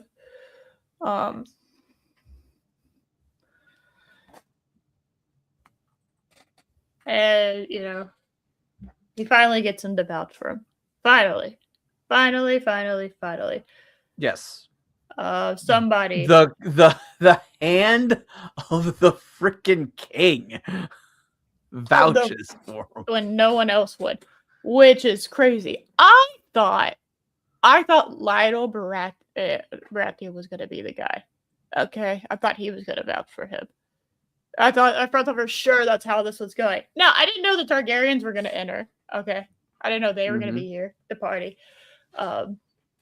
I still, the chances of a Targaryen giving a shit would probably be low. But True. we just so happen to have the best Targaryen that's ever existed. Oh my goodness, here's another one. What? I love this. This is accurate. That's pretty good. Yes. I am totally down with that. That is great. That is an AU fanfic out there somewhere. And for the normal people, AU stands for alternate universe. So yeah. So,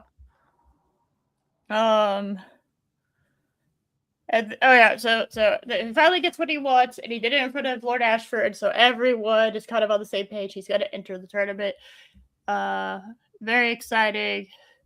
And Vacor's like, hey, fuck off. Now that you got what you wanted, go fuck off. And, then Duncan tries to be nice, and is like, well, I hope you find your kids not dead. And Vacor's like, excuse me? Like, why would you say that? Why did you say the thing? And Ashford's like, shut up and run right now. Just don't think about it. Just go. Run away. And he starts to leave, and Baylor's like, hey, you need a new shield. Doesn't he even do the as he leaves, he's like, okay, this way. Oh wait, no, this way. Yes. Well, as he's leaving, he sees the shield on the back. Yes. He's like, well, you need a new shield because you're not literal son of him, so that's not your house or your representation of you as a person. So you're gonna need new artwork, basically. True. So it's like, okay, that's cool. I like that idea. And then he messes up, and he starts going the wrong way, and then goes the right way, and that really endeared, this whole scene endeared him to me a lot more, because I didn't really care that much in the first episode, and this episode I do. I do genuinely care about him now, and I am actively rooting for him. Mm-hmm.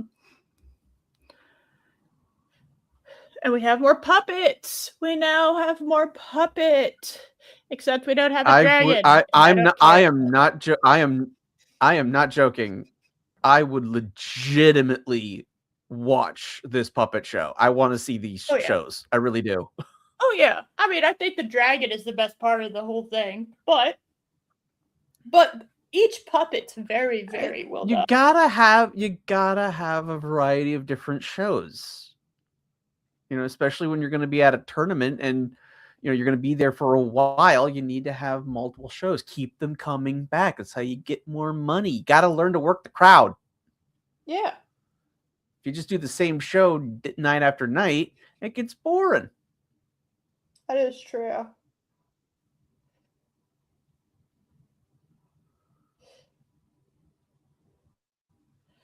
Then they catch. So the puppet show ends, and Egg and Duncan start talking to the chick that Duncan currently has a massive crush on.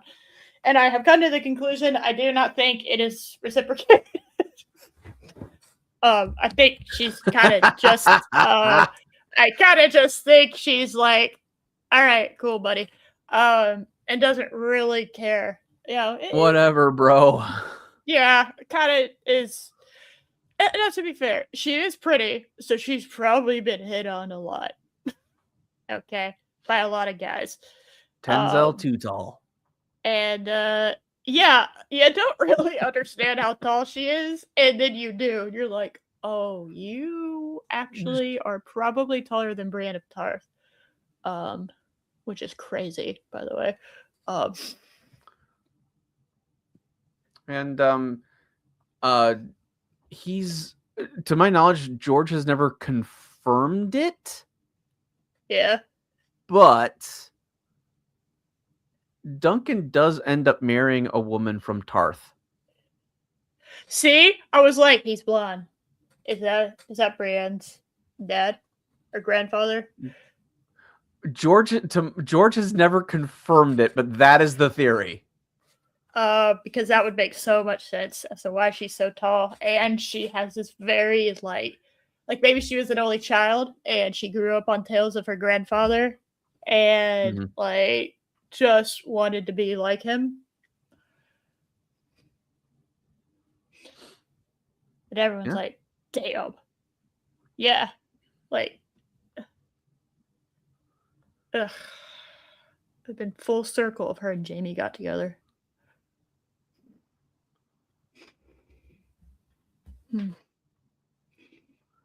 You know? Just. Man, even the wiki doesn't have a clear picture of his sigil. I'm looking for it. Well, we're probably going to get one. Like an official one. Yes. I would imagine. We're going to get a proper one. So. But they basically commission her to make him a new shield, or have a new shield painted. Well, yeah. Have his own sigil. Yes. So. But it does have like one of the more charming moments. Yes. It's like, hey, I want a new sigil, and she's like, yeah, what up? He's like, I have literally no clue. She doesn't call him dumb. No. She gets close though. He's like, you mistake me a fool. And he's like, well, men are all fools, and men are also all knights, so. Yeah. Yeah. And I think it's Egg who comes up with it. Yeah, that is a change from the book. It is Duncan who comes up with everything. But yeah, he says the background should be the color of a sunset. Yes. Because that's what Arlen really liked. He likes sunsets. Who doesn't? And it should also include an oak tree. Because the old man always likes sunsets, and then an elm tree, a big one. So they kind of come up with it. Like the one down the road, the green branches, an elm tree that would serve. So yeah, they kind of together come up with it. Oh, but with a shooting star above. So I would say 2/3 of it came from Duncan, and it's kind of like, it's so funny because it's like he came out with the background and Egg came up with the foreground. I feel like that kind of, it's like the inverse of their current relationship. So that was kind of nice. I don't know. There's little details I'm probably reading too much into because it's a good story and I can do that. Whereas when it's a bad story, I can't do that. It's annoying. Yeah. But yeah, so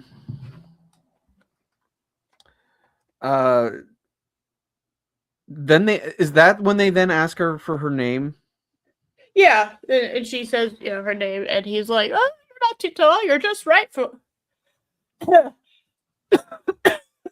right for what? No, I didn't say that. What do you mean?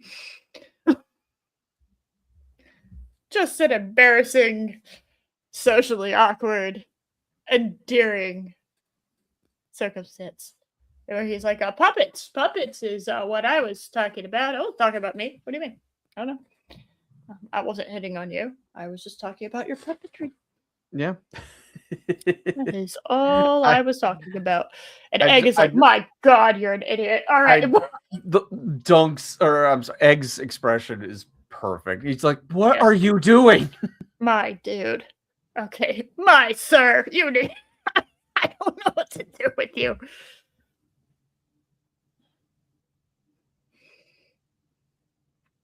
And Duncan's like, "Oh, well, I don't know how that went." And he's like, "Well, he's painting your shield." And he's like, "Yeah, for money." And I'm just like, "Yeah, this is your first conversation with her. What did you think was gonna happen? You big silly man. What did you think it was just gonna be like a slow run into each other's arms in a meadow? What did you think was gonna happen?" And also, she's probably been hit on quite a bit. Yeah. All right. I, let's be real honest. She's traveling entertainment. She has met with so many people, and there have probably been so many people who've come up after her show and tried to do stuff and said things. And unfortunately, if you were one of the first, maybe you could have that would have gone smoother. But there was no, there's no way that was going to go like super well. And obviously, she's going to do it for money because she's just as broke as you are, probably. Maybe it has a little bit more, but I mean, can't blame her for doing it for money. Yeah. She doesn't know you, and she doesn't know if you're going to start blabbing to people that she paints for free. Because that could start something. So you got to treat everyone the same. Yep. Also, Yeah, again, I do just love the yeah, people call me Tenzel too tall. Well, you're not too tall for. Oh crap! I just love that. Puppets. Because if I mean, just looking at him, I'm like, no, actually, she's the perfect type for you, Duncan. You're right on the money for that. That is actually insane how perfectly tall she is in comparison to you. Because she actually does fit perfectly there. So it's just Duncan, you're charming in the way that you're not charming at all. I know that sounds Yes. weird, but that is the way it goes at the moment. And if you just treat her like a normal person and you don't try to make a move, you actually might have a better shot than most. But I don't think you're getting with her. I think you just have a crush. And that's fine. And I'm not saying anything. it's okay. I don't know how that's going to end. I am way more concerned with Lionel doing a tug of war. Here we go. This scene is not in the book, but I'm so glad they added it. Yes. And Egg is giving relationship advice, which is so funny. Because he's 11 and has no idea what he's talking about. And yet I still trust him to have better relationship advice to give Duncan. Most people. Okay. I actually looked it up. So Duncan's actor is 6'5". Mm-hmm. Tenzel's actor is 6 feet. I believe that. Yeah.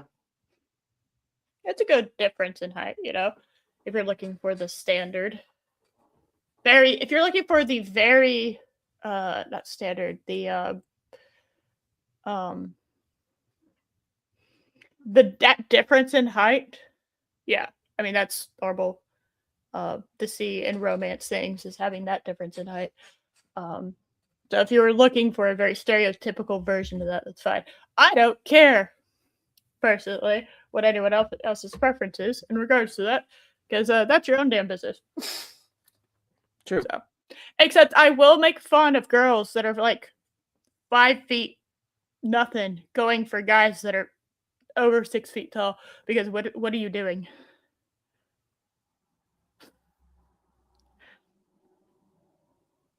What are we doing? What are we doing with that? You know what I'm talking about? Like there's Yeah. like the 6'7" guy and it's like a 4'8" little chick. You're just like, what guys, we couldn't have tried to go closer? And I feel like that's annoying for both of you. How are you gonna set up your house? But there's also the women who are like, if you're not at least 6'2", don't bother. Like, so you're just shallow. So I'm allowed to say that at 5'9", okay? I'm allowed to say I want guys a little taller, okay? Because I am very tall. It's when you start going down and I go, hey, guys, I want to be able to wear heels and still be shorter. All right. I like that idea. Okay. I can't do that with the vast majority of guys because I'm the average height for guys. So let the tall girls have the really tall guys, right? Let's have that. Okay. Now, that is a preference I have had. That does not mean that I haven't dated shorter. I just didn't like it when they were shorter. It was a weird dynamic. So, that is my preference because of my height. And that is the only reason, too. Because of my height, I like the taller ones, obviously, because I got with Loki. It's when, I just think that guys should be over 6 foot. For no reason, right? It's like, okay, well, is it because that's a thing that people have made up recently? Or do you actually have like a reason behind it, right? Like I had a friend in high school who was 6 foot tall, who liked guys taller than her. You're kind of looking You're getting slimmer pickings at that height. Yes, that's what I'm saying, is like you have that if you want to have that preference at that height, just know you do have slimmer pickings. Like I know I have you have slimmer pickings as the average height of guys, me wanting the taller one, because I basically at least cut my numbers in half, right? Mhm. Being the average. I know that. It's the fact that there are other people who don't. Who just want, I just want 6 foot because society has told me that. It's like, well, that's dumb. See, I agree with you on that. That's dumb. And that is shallow. But having an actual reason, I don't mind. And also, at the end of the day, it's the person. I know. That's just blasphemy. That's like, you should probably go in with bare minimums, things that you absolutely have to have, and then you can tack on little, Yes. That's with everything. You can't find, God, the amount of times, because I was in, amount of times I've seen, no, they absolutely have to fill out everything on this list. I'm like, well, good luck. Yeah. I mean, and it's also fine to have like a few things that are like, that is an absolute no. Oh yeah, no, like I said, I have a preference of height because of how tall I am. It's when you start, there's no reason, then I start getting mad. But at the same time, if you want to go for that, that's your preference. Just don't get mad if the guys have a same, because it is superficial, right? That's not something anyone can control, really. If you wanna make that something you absolutely have to have, whatever. Just I don't want to hear any complaining when it gets thrown back at you. Correct. Because I have been told I'm too tall. I have been told that. Which I'm like, well, I don't know. I can't do anything. So, okay.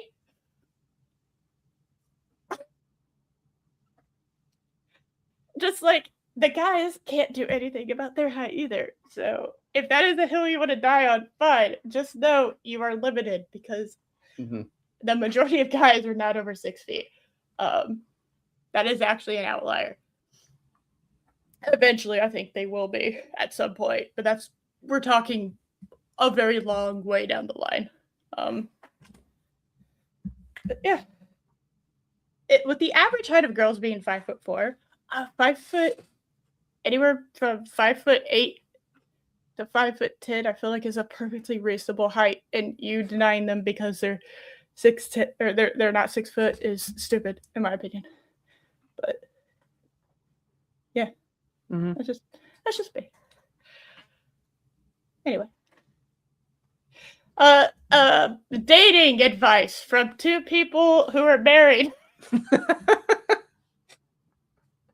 and actually have no idea how current dating works and definitely don't want to. God, no. No, absolutely not. No. Been very happily married for 10 years. Yeah, I don't want to go back to the dating scene. It was awful the first time. No, yeah, it's only getting worse. Yeah. From what I have gathered, no, absolutely not, Chris. Anyway, ew. Grunt. Right, just a thought. The AI relationships that we invented last year probably are more sane than the current dating scene for people. Just think about that for a second. True. Yeah. Ugh. Hold on. Becky just texted me. What? So Becky went out to lunch with her mom, and she texted me the menu, asking me if she wants me to pick up. So hold on. This is very, very important. This is very important. All right, no, that's very important. All right, are you gonna go? Are you gonna mute or do you want me to? Slow smoked all natural beef brisket. Ooh. Wait, what kind of restaurant is this? It's a bistro. Okay, all right, that's an acceptable thing. It's the reason I asked is because if you would have said that and then told me it was an Italian cafe, I would have said no. Okay, bistro. Pretty much any meats you're gonna deal with are pretty gonna be good. Slow roasted short ribs. Ooh. On or off the bone. It is. Do you get sides for free?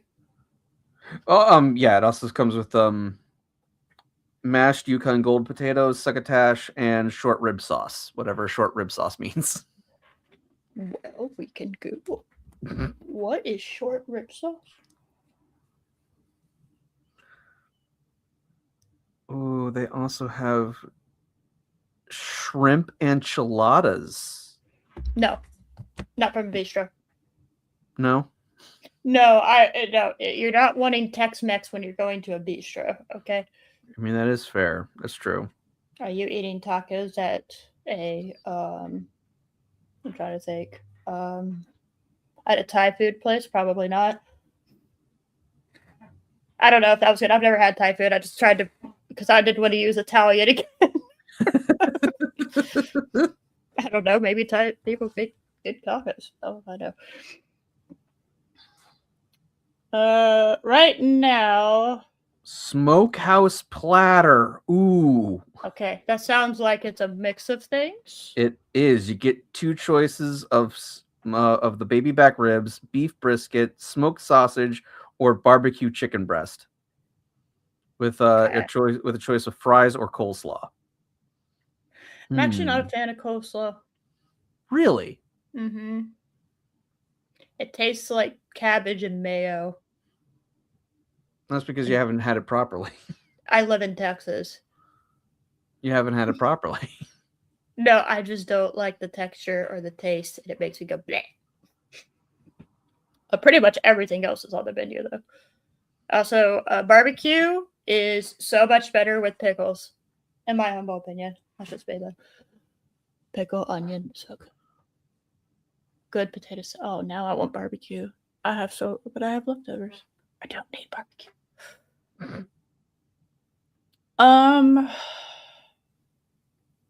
Sorry, this is No, this is a very important decision. No, this is important. I think I'll try. I think I'll just go for the beef brisket meal. I was like either the short rib or the brisket. Is Yeah. what I would go with. The only reason I do I was leaning towards the short ribs is you said Yukon mashed potatoes, and that is a hard thing to pass up. There's something about Yukon potatoes that a beef brisket sandwich too. Now, do you get to pick your sides on any of these, or do they come with as they are? Horseradish sauce. No, thank you. Yep. See, there is. Man, don't you hate that? Everything sounds good, but there's this one ingredient. Yes. Like, see, do I want to risk having that one ingredient on there if they forget? Because it will ruin the whole meal if they put that on there. And now you know that it's on there. You can't. California burger. What? So does it move to Texas to escape taxes? It has no meat. It's constantly moving. It has avocado, probably. Let's see. It's on a brooch bun, bacon, Monterey Jack, lettuce. Not how you pronounce that word, but that's okay. Baroche, whatever. Brocci. You know what? Just keep going. I don't know. I know room to talk at all about someone's pronunciation of words, so please let's continue. Baroche. I'm pretty sure it's brioche, but brioche. I think that's right. Brochi. Yeah. Bacon, Monterey Jack, lettuce, guacamole, red onions, and bang bang. It doesn't say what bang bang is. All right, maybe we just don't, because that is a concerning thing to call something. I assume that's probably like the name of like one of their hot sauces. I would say. Yeah, I'm assuming it's a sauce. Yeah. It's just a weird thing to call your sauce, and then not make sure you know it's a sauce. Yeah. Okay. Yeah, I'm gonna go with the slow smoked all natural beef brisket. All right. What are the sides? I do want to make sure. It comes with house barbecue sauce and Yukon Gold mashed potatoes. Okay. I think that sounds fine. Actually, that is perfectly good. How far away are they? How long do you think it's gonna? Probably about 20-30 more minutes. No. She's out in Monroeville right now, so that's. I know exactly where that is. That was incredibly obviously helpful to describe to me. She's about half hour away right now. Okay. And this is getting my dinner. Nice. She's having lunch and she's like, I don't feel like cooking tonight, so I'll order you something while I'm there. I mean, that's a perfectly acceptable thing. It is. You have all the ingredients and you're like, I could literally just warm this up, but that's still effort. I don't want to do that. So that is a good choice. That is co-host approved. Okay. That makes a lot of difference. Eris says that's a good choice. Because that means a lot. That makes so much that me nowhere near this location, okay, approves of food you are going to eat. Right. that makes all the world of everything. It does. Yeah. All right. So my lunch order or my dinner order is now in. So your lupper. Yeah, my lupper. Your lupper. Sounds like a disease, but it's not. All right. Okay. I mean, is there anything better than Brenner though? Brenner? Yeah. Din fast. All right. Fast. That works too. But I mean, I do love Breaker. I do love breakfast as dinner. I have to be in the right mood for it because Yeah, it's not you can't. Yeah, I can't do that all the time. I can eat anything at any time of day. So, but breakfast at like I have to be in the mood for breakfast True. at dinner. But pretty much I can have anything for breakfast and be fine. Like I do not have to have your stereotypical breakfast food in any way, shape, or form for breakfast. It's kind of when I wake up and I'm like, what do I want to eat? Oh, I want fries. All right, we're gonna make some fries today. That will be my breakfast with a side of orange juice. I am very strange. Fries with orange juice? Yeah, why not? All right. I told Loki, eventually I get pregnant. I'm either going to have the most bizarre cravings you have ever seen anyone have ever, or I will become a normal person for 9 months, and it's not going to be an in between. So it's going to be very strange because I have these strangest food combinations that I am perfectly happy with. So. All right, we have lingered too long on this awkwardness. We are moving on to tug of war. Lytle, being Lytle, who is still my favorite character. Come on, okay, we're still having dialogue. Could we, for the love? There we go. Lytle comes up to. Oh my god, guys, there we go. Lytle, who doesn't remember Duncan's name, is like, hey, you're on my team, which I don't think is allowed, but that's okay. And he's like, I need muscle, you are big, you come forth, and we are friend. And I am so happy to see that even sober, Lido is still friends with Duncan. And that's a happiness for me. I am hoping this doesn't end poorly. Because I really like their friendship. What say you? Yeah. I like it too. He's I just like the whole scene. It is acknowledging it's showing Lionel's character, right? As he or as he's doing these things. But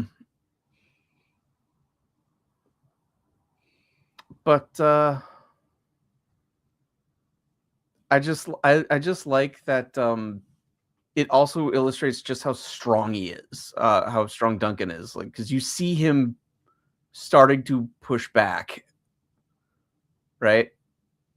During the tug of war. Yes.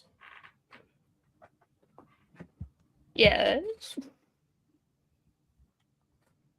Yeah. Yeah. I was paying attention. I know what you're talking about. The tug of war.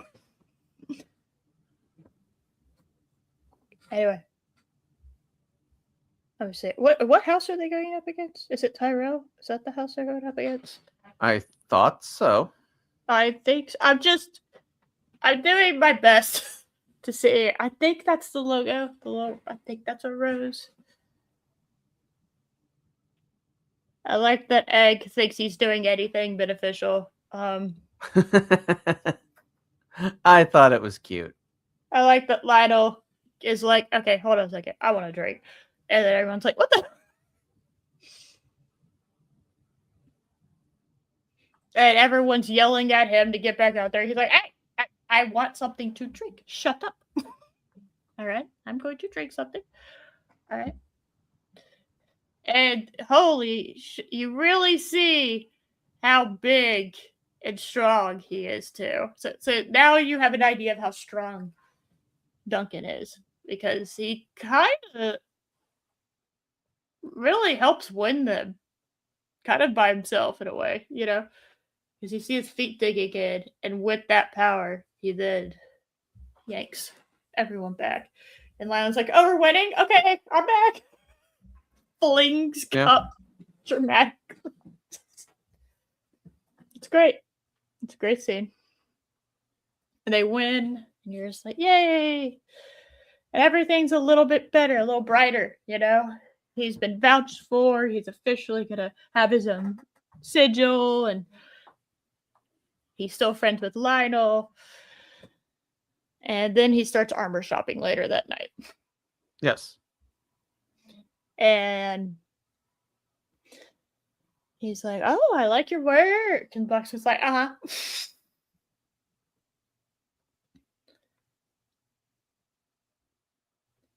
And he's like, "I'm jousting, not working." He's like, "Oh, wow. Damn, you are gigantic." Holy shit.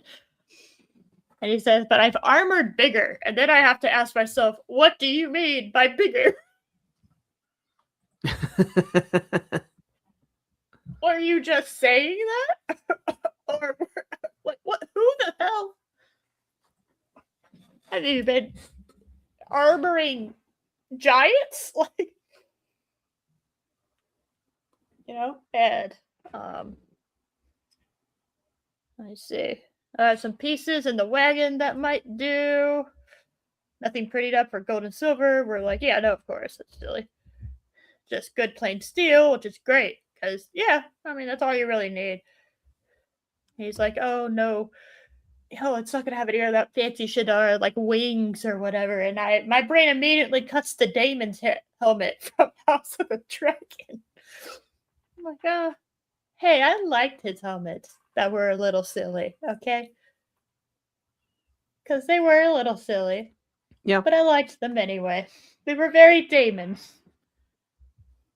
True. This is just a good old boy's blacksmith.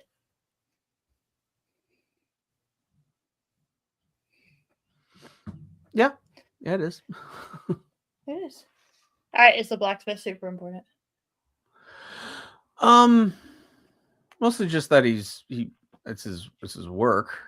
Okay, I didn't know. No, I just mean like in the story. I didn't know if this was a character I really needed to be paying attention to or not. Because you've definitely not hinted before about certain characters being super important that were kind of just not. Okay. No, I've not done that. No, definitely not. Hey, remember the tavern? Remember the badger? I do remember the badger. Good. He shall never be forgotten. He gets told how much it is, and he goes, True. Which can we can we negotiate a little? Yeah, he's like, "Oh, 800. What?" You find out he has 2. "But I have other stuff. I have stuff. Can we trade?" And he's like, "What the fuck? No." He's like, "Oh, okay. Well, I guess I'm going in with no armor. It's gonna hurt tomorrow."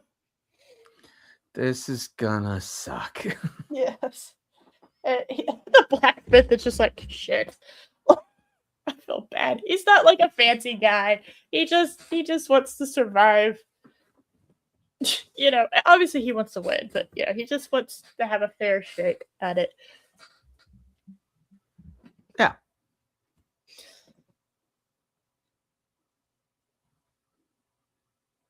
Yeah, but he basically lets him have it for 2 stag and as well as the other armor. He basically lets him borrow it for a day. It's kind of what it is. It's like a renting.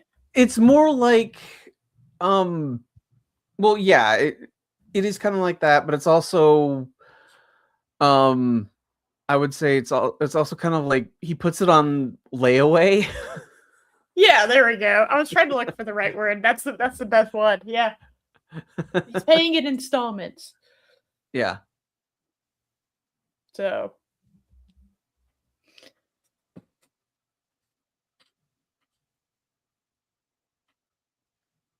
And he basically says, hey, you either need to give me the rest of this money, or I will sell your shit, basically.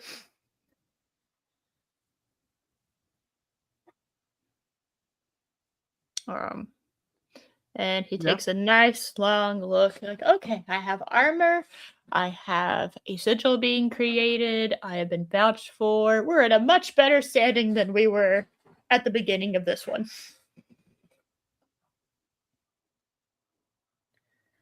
He starts talking to the horse as he's looking out on the jousting track. He's like, well,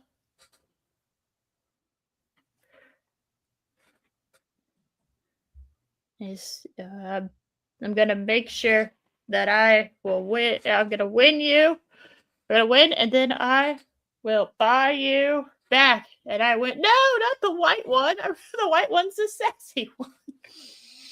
I like the white horse. He's sassy. Yeah, he's so cute.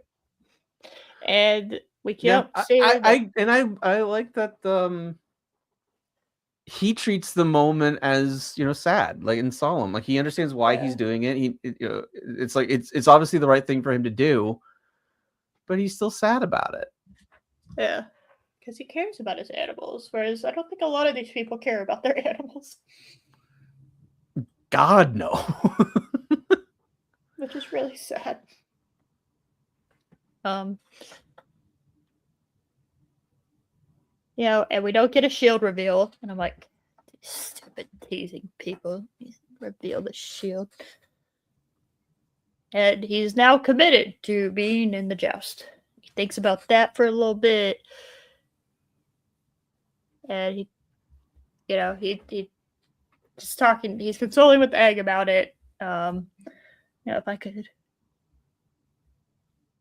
He's like, well, maybe if I can prove myself worthy, somebody will take me in. Some great house will take me in. Not like you, Egg, who is definitely not a Targaryen. You would definitely never take me in, right? Correct. Definitely not. That would definitely never happen because you're just a stable boy. You're definitely not a Targaryen. That would have me as their knight. No. No, of course not. because this is just some random dude. I mean, Right. why are we writing a story about some random dude? You know, he's clearly not important or anything.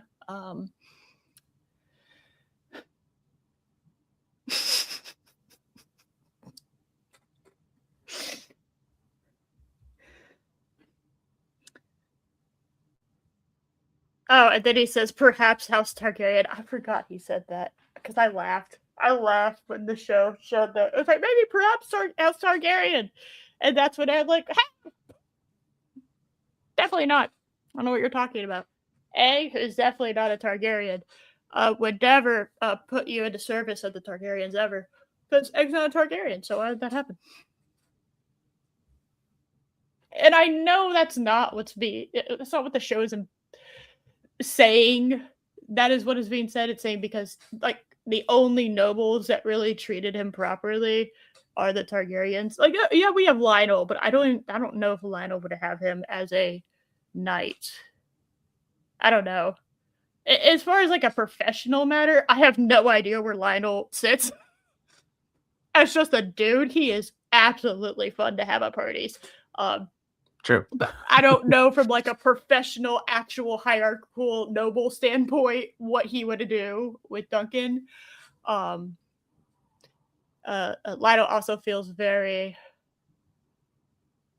maniche's not the right word. It's just like you're not 100% sure temperament wise where you could potentially stand with him at any given moment. But like you kind of have a good idea, but not over 100%. Kind of what he feels like. He's very but him and the Targaryen house, particularly the Hand of the King, seem to have treated him with the best. Treated him the best out of everybody. It's not even close.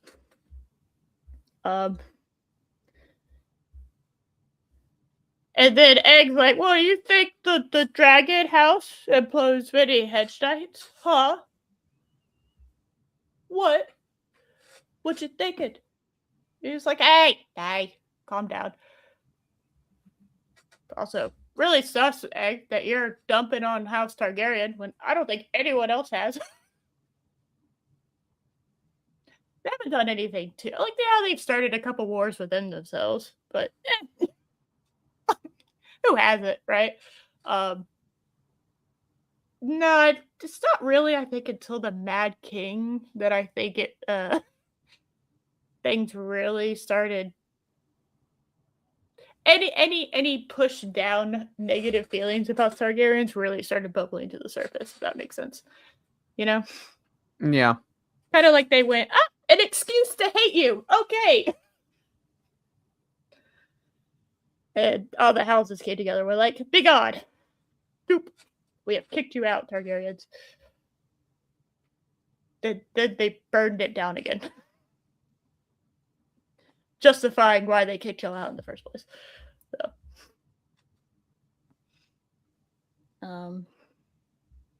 And he starts talking about, Duncan starts talking about, but this guy, he was a crabber, Sir Donald. He was a son of a crabber, and he rose to great fame and honor, and he should, like I said, just a crabber.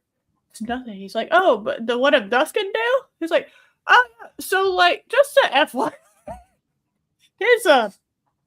his father owns like half of the crabbing fleets in Westeros. He's like, oh. Yeah. It's like saying, I come from a family of fishers. He's like, yeah, you own all the fishing and manufacturing up the East Coast. Those humble beginnings you're talking about, those are not humble when you put it into perspective. Okay. Oh, I just got a text from Becky. Yes. She approves that you liked my choice of dinner. Cool. I'm glad that we all agree that I had a whole lot, that I had a very powerful say, and my word is incredibly important, in my opinion, as well. And apparently she had the brisket sandwich, and that was really good. Okay. I'm guessing she likes horseradish, so. Or she asked for it off, and they did that. But it's a lot harder to do that when it's to go. Right. Because they might put it off on the side, but could still, like, rub up against it. Like, ew. Yep. Just don't. Yep. Exactly. I'm hungry now. Well, we are getting to the end here, so fret not. All right. We're just going very thoroughly with this because we're setting up a whole bunch of stuff because I think it's going to start getting actiony next episode. It should be. So we have set up, and we're about a third of the way through, and we're about to, go forth.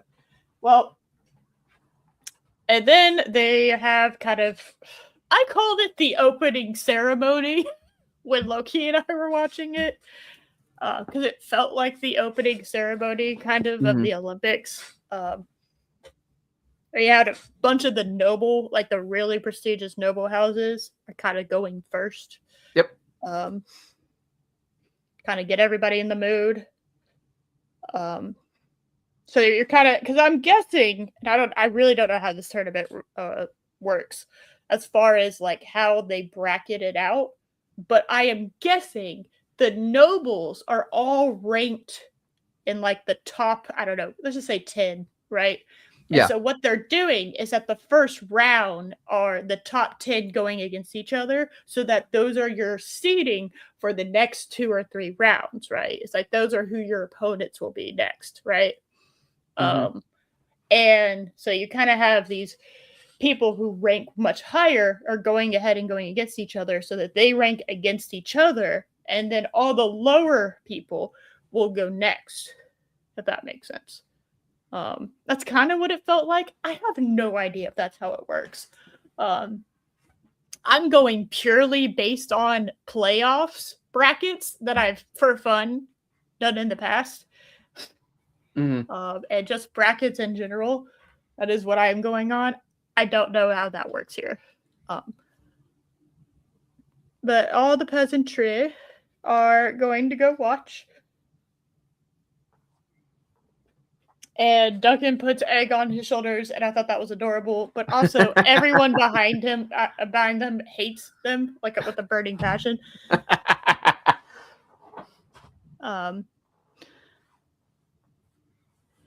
And they're running. The horses are going to do their jousts, and it just reaffirmed that jousting is dumb for me.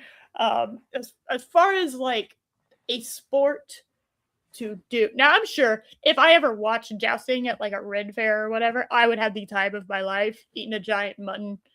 And as watching. someone who has done that, yeah, it is fun. Oh, I'm sure it's a delight. Absolutely, it's pure fun. Now, watching it on TV, I go, "What are you guys doing? This is so ignorant." But being there, I'm sure it would be absolutely just so fun to actually like watch that. So they load them up, and they're about to go. Some dude eats the head of a fish. I don't know. It's weird. We have some weird stuff. As you do. Yep. I once again am just I just love the Targaryen outfits, and I don't know who makes these things, but they do not get paid enough because it's like generations of amazing outfits that I have seen. I'm just very pumped by them. Big showmanship.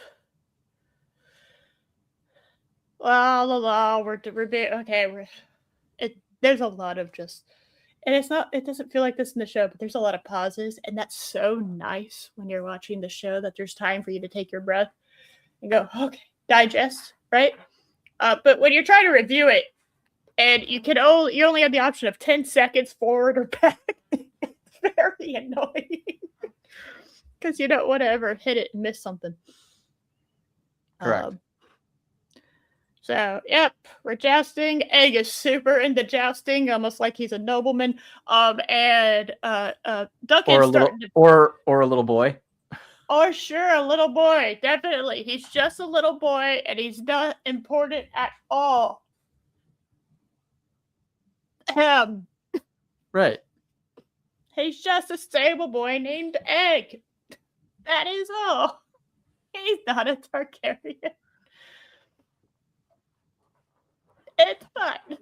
Anyway, God, this thing's dangerous. Ugh. I just don't want the horses to hurt, okay? I'm okay with you guys, y'all out there, like, smacking each other with these giant spears, okay? I'm okay with you hurting each other. That's fine. I just don't want the horses hurt. That's all I ask, all right? Don't hurt the horses. They didn't choose this, all right? They're just, But Duncan kind of seems like he's having a panic attack, which is fine because this is his first time actually properly watching jousting, and he's just now coming to the realization of exactly what he's up for tomorrow. Yeah. I'd be a little worried too. And Egg is being... God, Egg is like so adorable. He's reenacting the Blackfire bastards. Okay, that rings a bell. Can you remind me what he's talking about? Because I swear to God, I know what he's talking about, but I'm trying to figure out who he's imitating. The Blackens and the Blackfires. They are two houses that the Brackens and the Blackfires. They are two houses that absolutely despise each other, and they had a huge conflict in season 2 of House of the Dragon. Was that the giant field with all the bodies? And that was the two people going against each other? And it was like, yeah, your mama. He was like, yeah, well, your daddy. And then it cuts to like a field of death, and both of those characters are dead. Yes. Yes, Okay. those are the Brackens and the Blackwoods, and they are essentially the Hatfields and McCoys of Great. Westeros. Excellent. Just don't let any of them fall in love with each other. They're gonna do something really stupid, and a really bad romance story is gonna be created out of it. Which I believe in the headcanon that it was satire, that Shakespeare wrote it as a satire, and for some reason people took it seriously. I prefer that interpretation. Um, Oh, and breaking news. okay. Um, Liv Morgan won the Women's Royal Rumble. Good. Okay.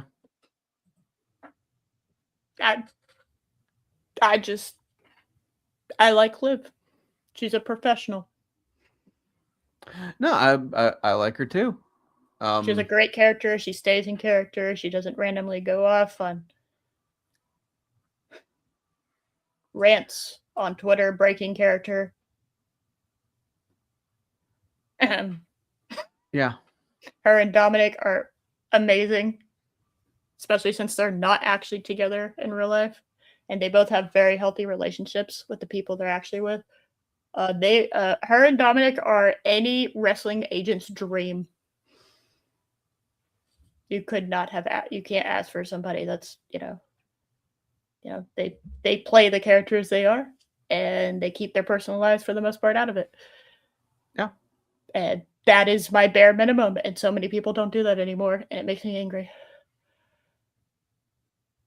So, because then it's like, am I mad at you, person, or am I mad at the wrestler? Because you keep intertwining the two, and that's like at least half of the wrestling,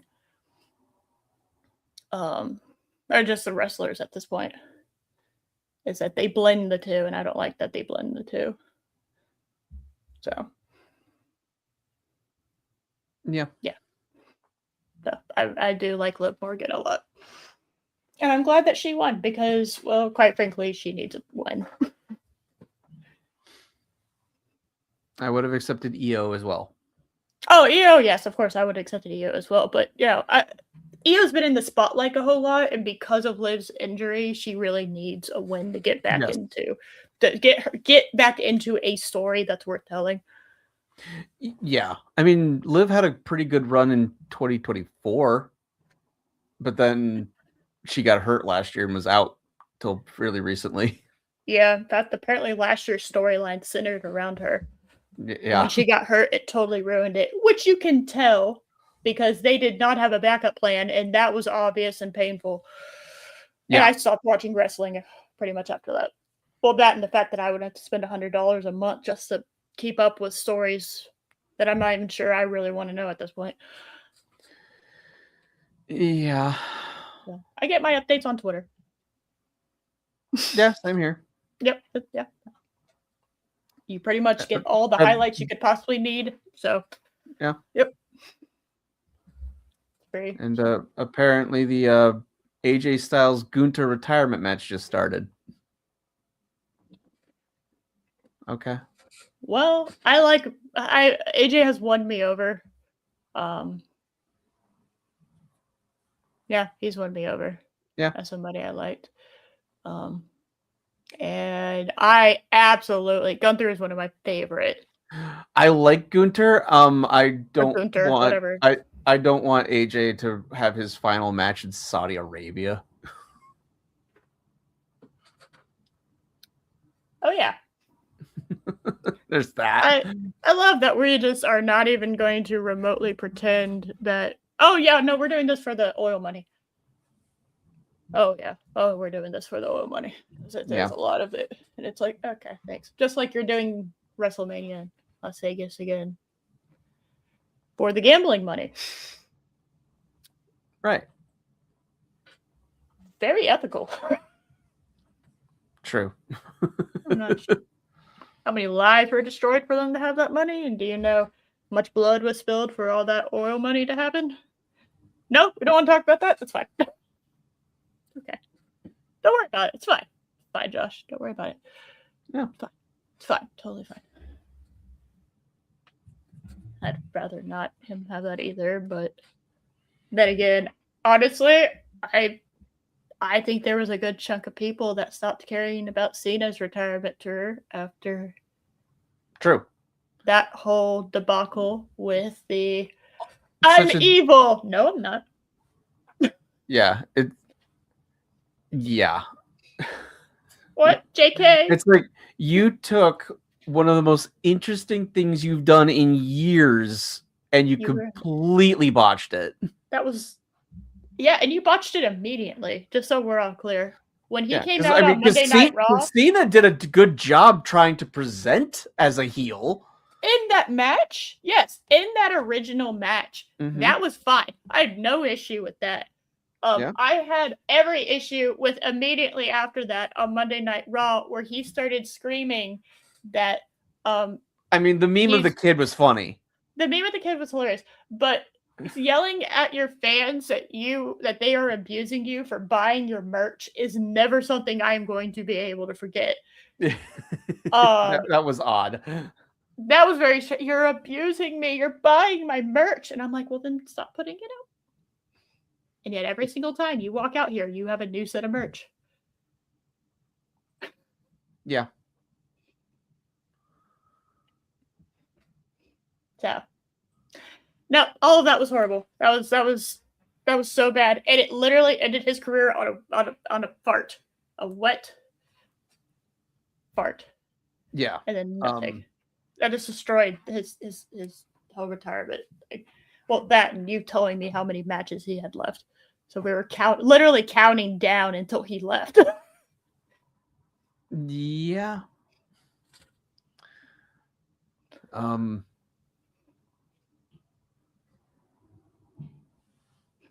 Yeah. Personally, yeah, I would like to see AJ Styles have his final match in TNA because they have this partnership deal now.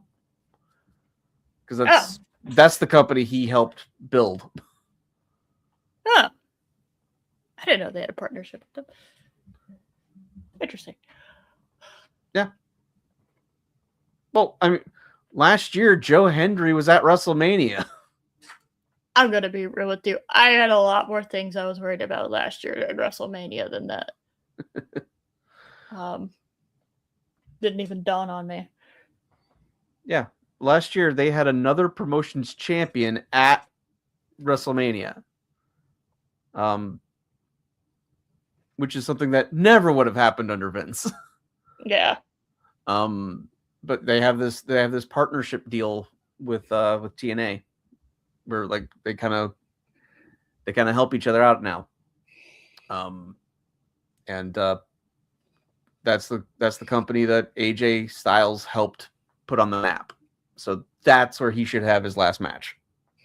I agree with that. Now that I know that. Probably will never happen because that's a good idea.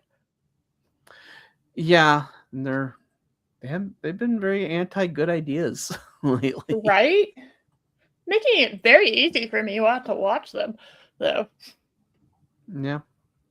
No. Anyway. So let's see. I like that our viewership went up when we started talking about wrestling. Guys, it's a good show. We're allowed to cover good shows, okay? I know they're not as entertaining as bad ones, all right, but we do want to cover the show. I have my dignity.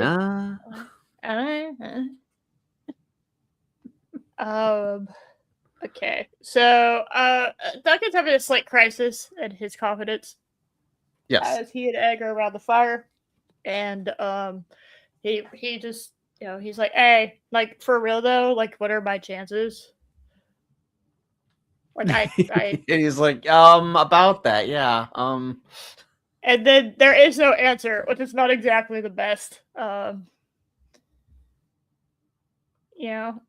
kind of, he's like, well, what is his name? Arlen. Arlen was nice to me and treated me good, and he didn't have to, and he did. So he raised me to be an honorable man,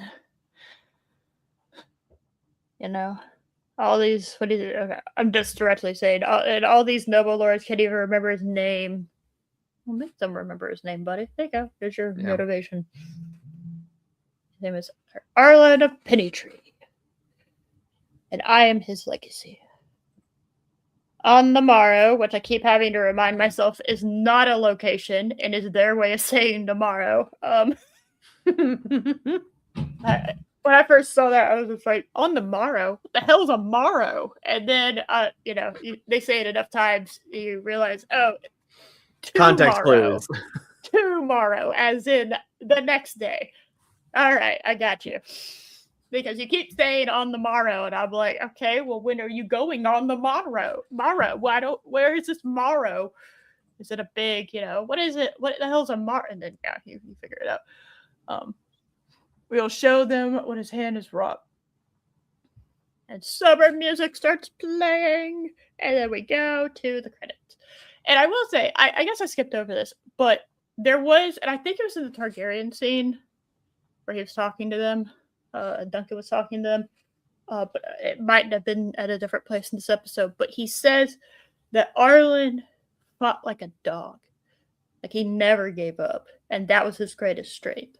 And I'm like, well, I tell you something, Duncan is a giant, and he is fast, and he is very strong from what we have seen, right, at the tug of war, and he knows how to fight.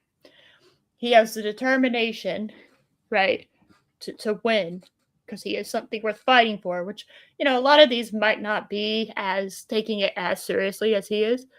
But also, if he was taught by someone who fights, who gets down, dirty, and will not stop, and keeps going and doesn't give up, he is a very dangerous person to go up against. And I'm glad that we really haven't seen him fight. Right.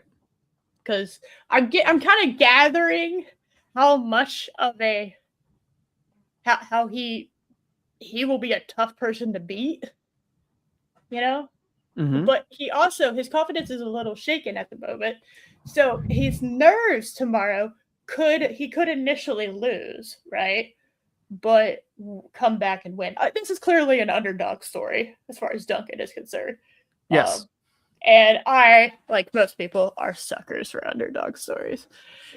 And I think they're pacing this really well. Mm-hmm. And I think right now its rewatchability is even better than it coming out episode by episode, right? So us getting once a week, we're just like, okay, I really want the next one, right? Like I can't wait till tomorrow when I can watch it because I'm going to get another taste. Whereas I also think that if you binged it, you would still have that effect, Yes. You'd still have that effect because of how they've paced it. So I think this might be some of the best pacing they've ever done, story-wise. And they're letting things breathe. That's the important thing. Yep. Yes, they have. Like I think they are stretching the story out just enough. But they're keeping things moving. And they're really and they are really paying attention to the characters. Yes. Yes, they are. I mean, I really loved the one line during Dunk and Egg's scene together where he's like, everyone, calls me small. And he's like, well, everyone calls me stupid. And then that's all he has to say. And Egg's like, and? Yeah. He's like, and what? What did you do when they called you stupid? He's like, well, shut up. How dare you? Hush thy face. Like, that's as much thought as Duncan put into it. Like, well, people called me stupid. Yeah, and? Yeah. So what? It's like, well, shut up. Shut up. Oh, that's so funny. I just got a Wingstop at like little pop up thing, not pop up, but I just got a Wingstop like thing on my phone that's like Royal Rumble energy starts with wings.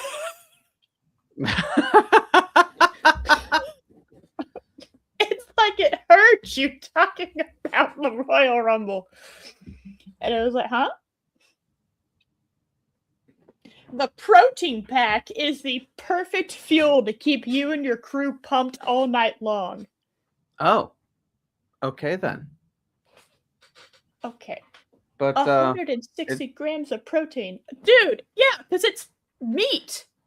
But it's also but the Royal Rumble's happening at like it started at 2:00 Eastern time, so it's like it's the afternoon for me. It's not. I'm not staying up late watching the Royal Rumble. Yeah, I don't know. I don't know who's hit. I don't. Yeah, I don't know. Also, if the girls are already done, then like, Yeah, it's not gonna be really. I mean, night might fall as it's ending. So silly thing. Anyway.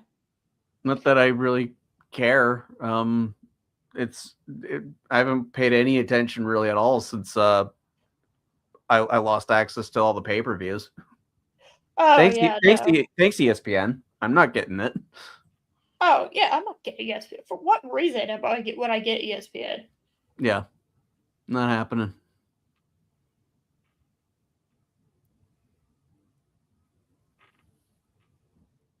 Stupid thing. Ah, good lord. All right, well I'm done. I don't think I have a whole lot else to say. We went over the episode pretty thoroughly. Yeah. Yeah. Pretty oh I'm really liking the show so far. I wasn't sure. Every time a new Game of Thrones show comes on, I'm just like, Understandable. I'm worried. This one does have the advantage of the seasons are far more compartmentalized, and they're self-contained little adventures. Yes. Now, what happens when they finish the third story and there's now no more new ones to tell? Because George has said repeatedly, I think I still have like 9 or 10 more Dunk and Egg stories that I want to do. Like, yeah, but you only have 3. But no, I understand, George. But see, there's this other thing. Called the Song of Ice and Fire.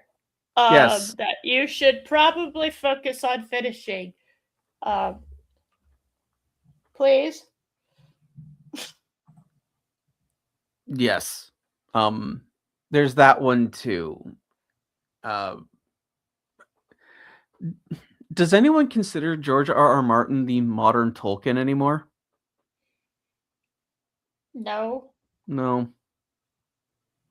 Because, like, yeah, he created this intricate world that people want to, learn about.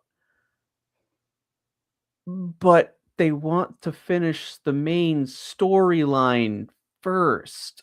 Tolkien did that. Then he did his side stories. Yes. George hasn't, and I don't think it's never going to be finished. Well, I like my canon of it. I still think that is the funniest version of how this all ends. It is.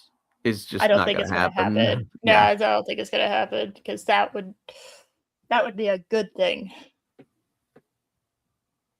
And I don't think it's gonna happen. So now I'm sure at some point someone who is approved by his estate will greenlight them finishing it, but then you're gonna have the problem that Tolkien fans of Tolkien have, which are, is it really part of the canon because he didn't write it, you know? And then you get that because, oh, Tolkien's son wrote it. They are finished writing it, so it's not really part of it, the story. It's like, okay, fair enough. But, you know, I could see that happening with George as well.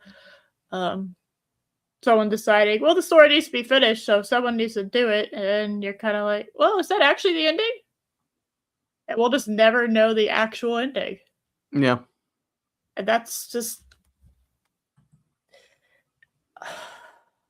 honestly, that might get taught in like writing classes as what to not do.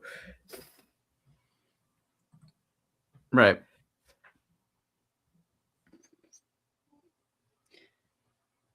Do not make your audience feel like you have scammed them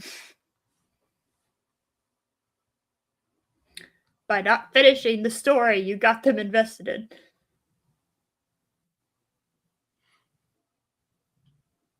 And I will say it is very annoying.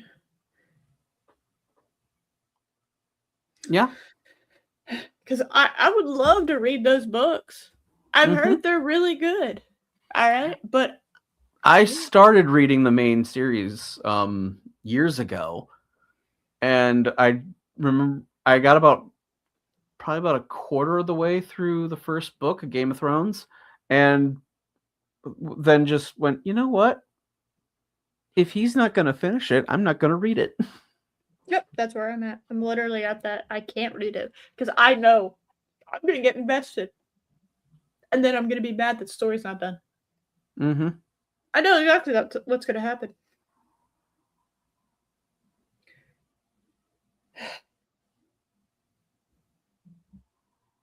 I can't do that to myself. There's too many other things to read and entertainment to consume for me to waste my time on someone who's not going to finish writing their work like that. And until he does, I won't. I think that's fair.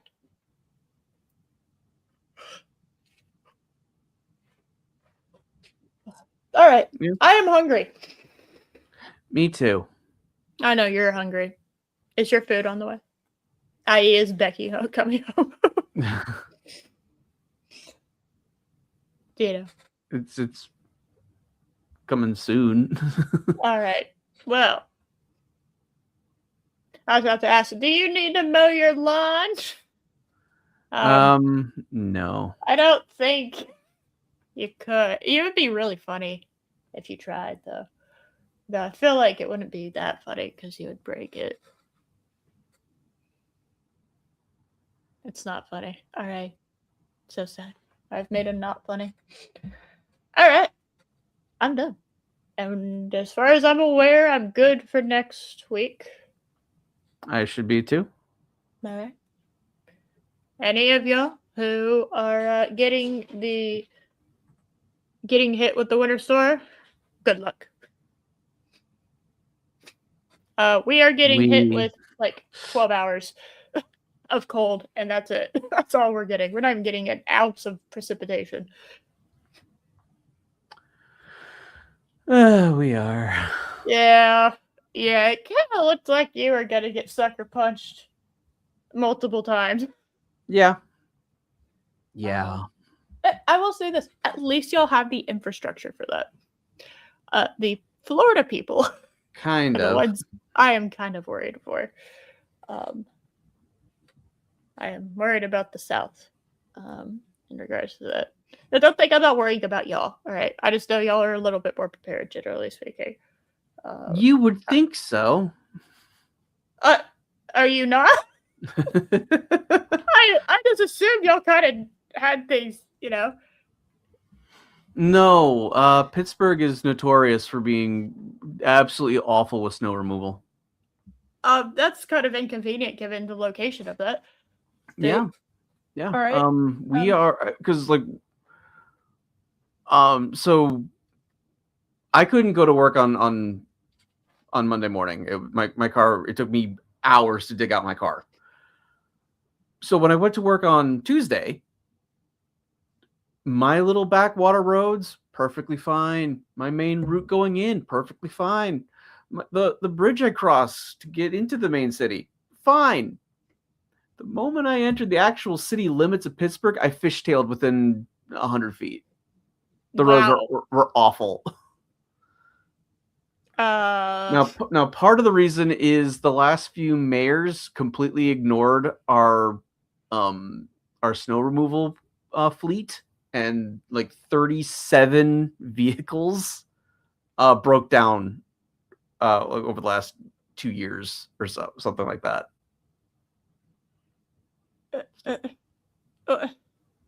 It's like we get snow, guys. Why is yes. that not being looked at? Yeah. The location that y'all are in, Yeah. will get snow, like guaranteed. It's going to get snow just because of where it is on the map. Yes. Why are we pretending like you're in Texas? Where, like, actually, we are supposed to have stuff to be ready for it. We never do, even though there are literal warehouses that are supposed to house all of that are oddly empty. That my tax dollars go to. But we are also supposed to have stuff. I just don't know. I don't understand. Yeah. That makes no sense to me. Mm-hmm. Especially about this time of year, right? Yeah. So somewhere between mid-January to mid-February, we as a country will get absolutely shat on by snow and ice. Okay, that's what usually happens. This time, the North Pole right hooked its way into America, and then apparently, yeah, and then basically, the winter equivalent of a hurricane is hitting the East Coast, which is bizarre. I mean, if you look at the storm, it literally looks like a hurricane, from the way it moves. It's not a hurricane, so it confuses me as someone who deals with hurricanes. Why are you forming like that? Yeah. But I don't know what. That's so weird. And it's just so weird that they would ignore that. Mm-hmm. I'm sure that money went somewhere though. Somewhere that you definitely saw a benefit for and didn't go into someone's pocket. Sure. How many inches are y'all supposed to get? Or is it ice? Let's see. I haven't checked what they're expecting quite yet. Oh yeah, it keeps changing.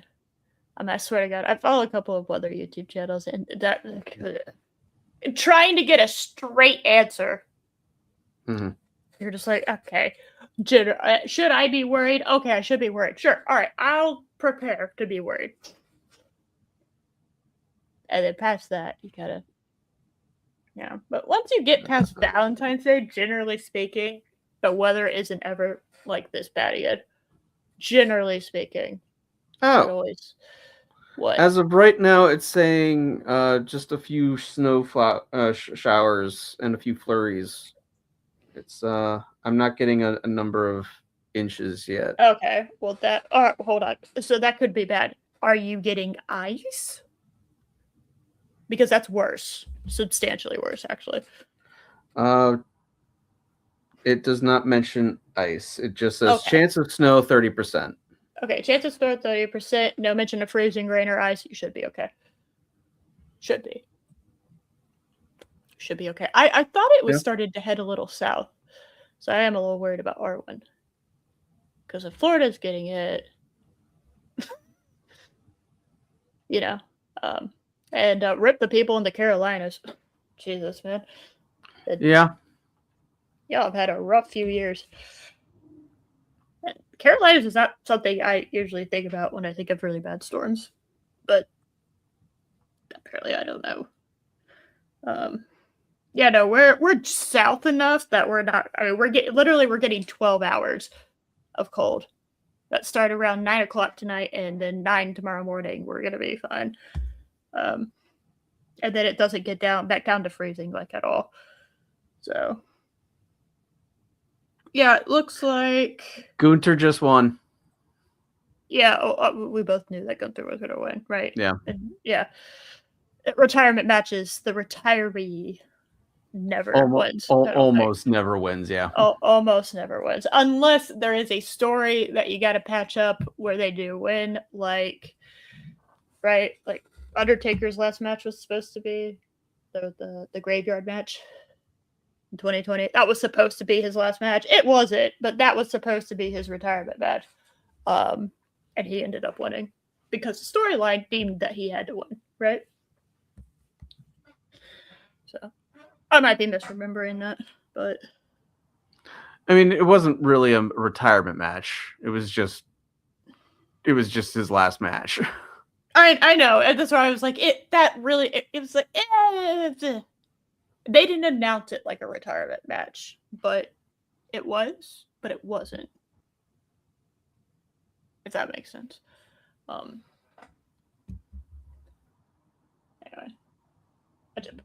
AJ looks so different there. It's actually like you couldn't even tell it was the same person. Yeah. So now it doesn't.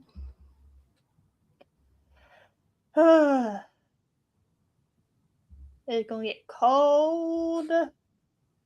Ooh, that's not good. You're gonna be really cold. Oh, well, that's normal. Pink. Gross.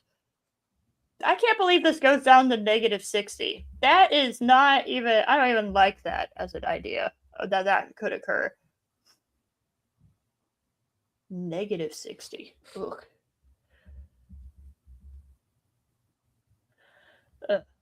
Well, yeah, it's gonna be cold. All right. Well, I don't know where everyone lives. Well, okay, except for like Rabab. I know Rabab. You chose to live in the UK. You know it's cold. It's cold during the UK during winter. But so everyone here, be warm, be safe. Don't do anything ignorant, like drive when you don't absolutely need to, or turn on your grill inside your house. Don't do that. Yeah. Be safe, be smart, and go eat no. And I am done. We will see y'all next week. Yep. With the next episode. I'm excited for it. I really am. I'm very, very excited for the next episode. So, see ya. Bye. Bye, everyone. Bye.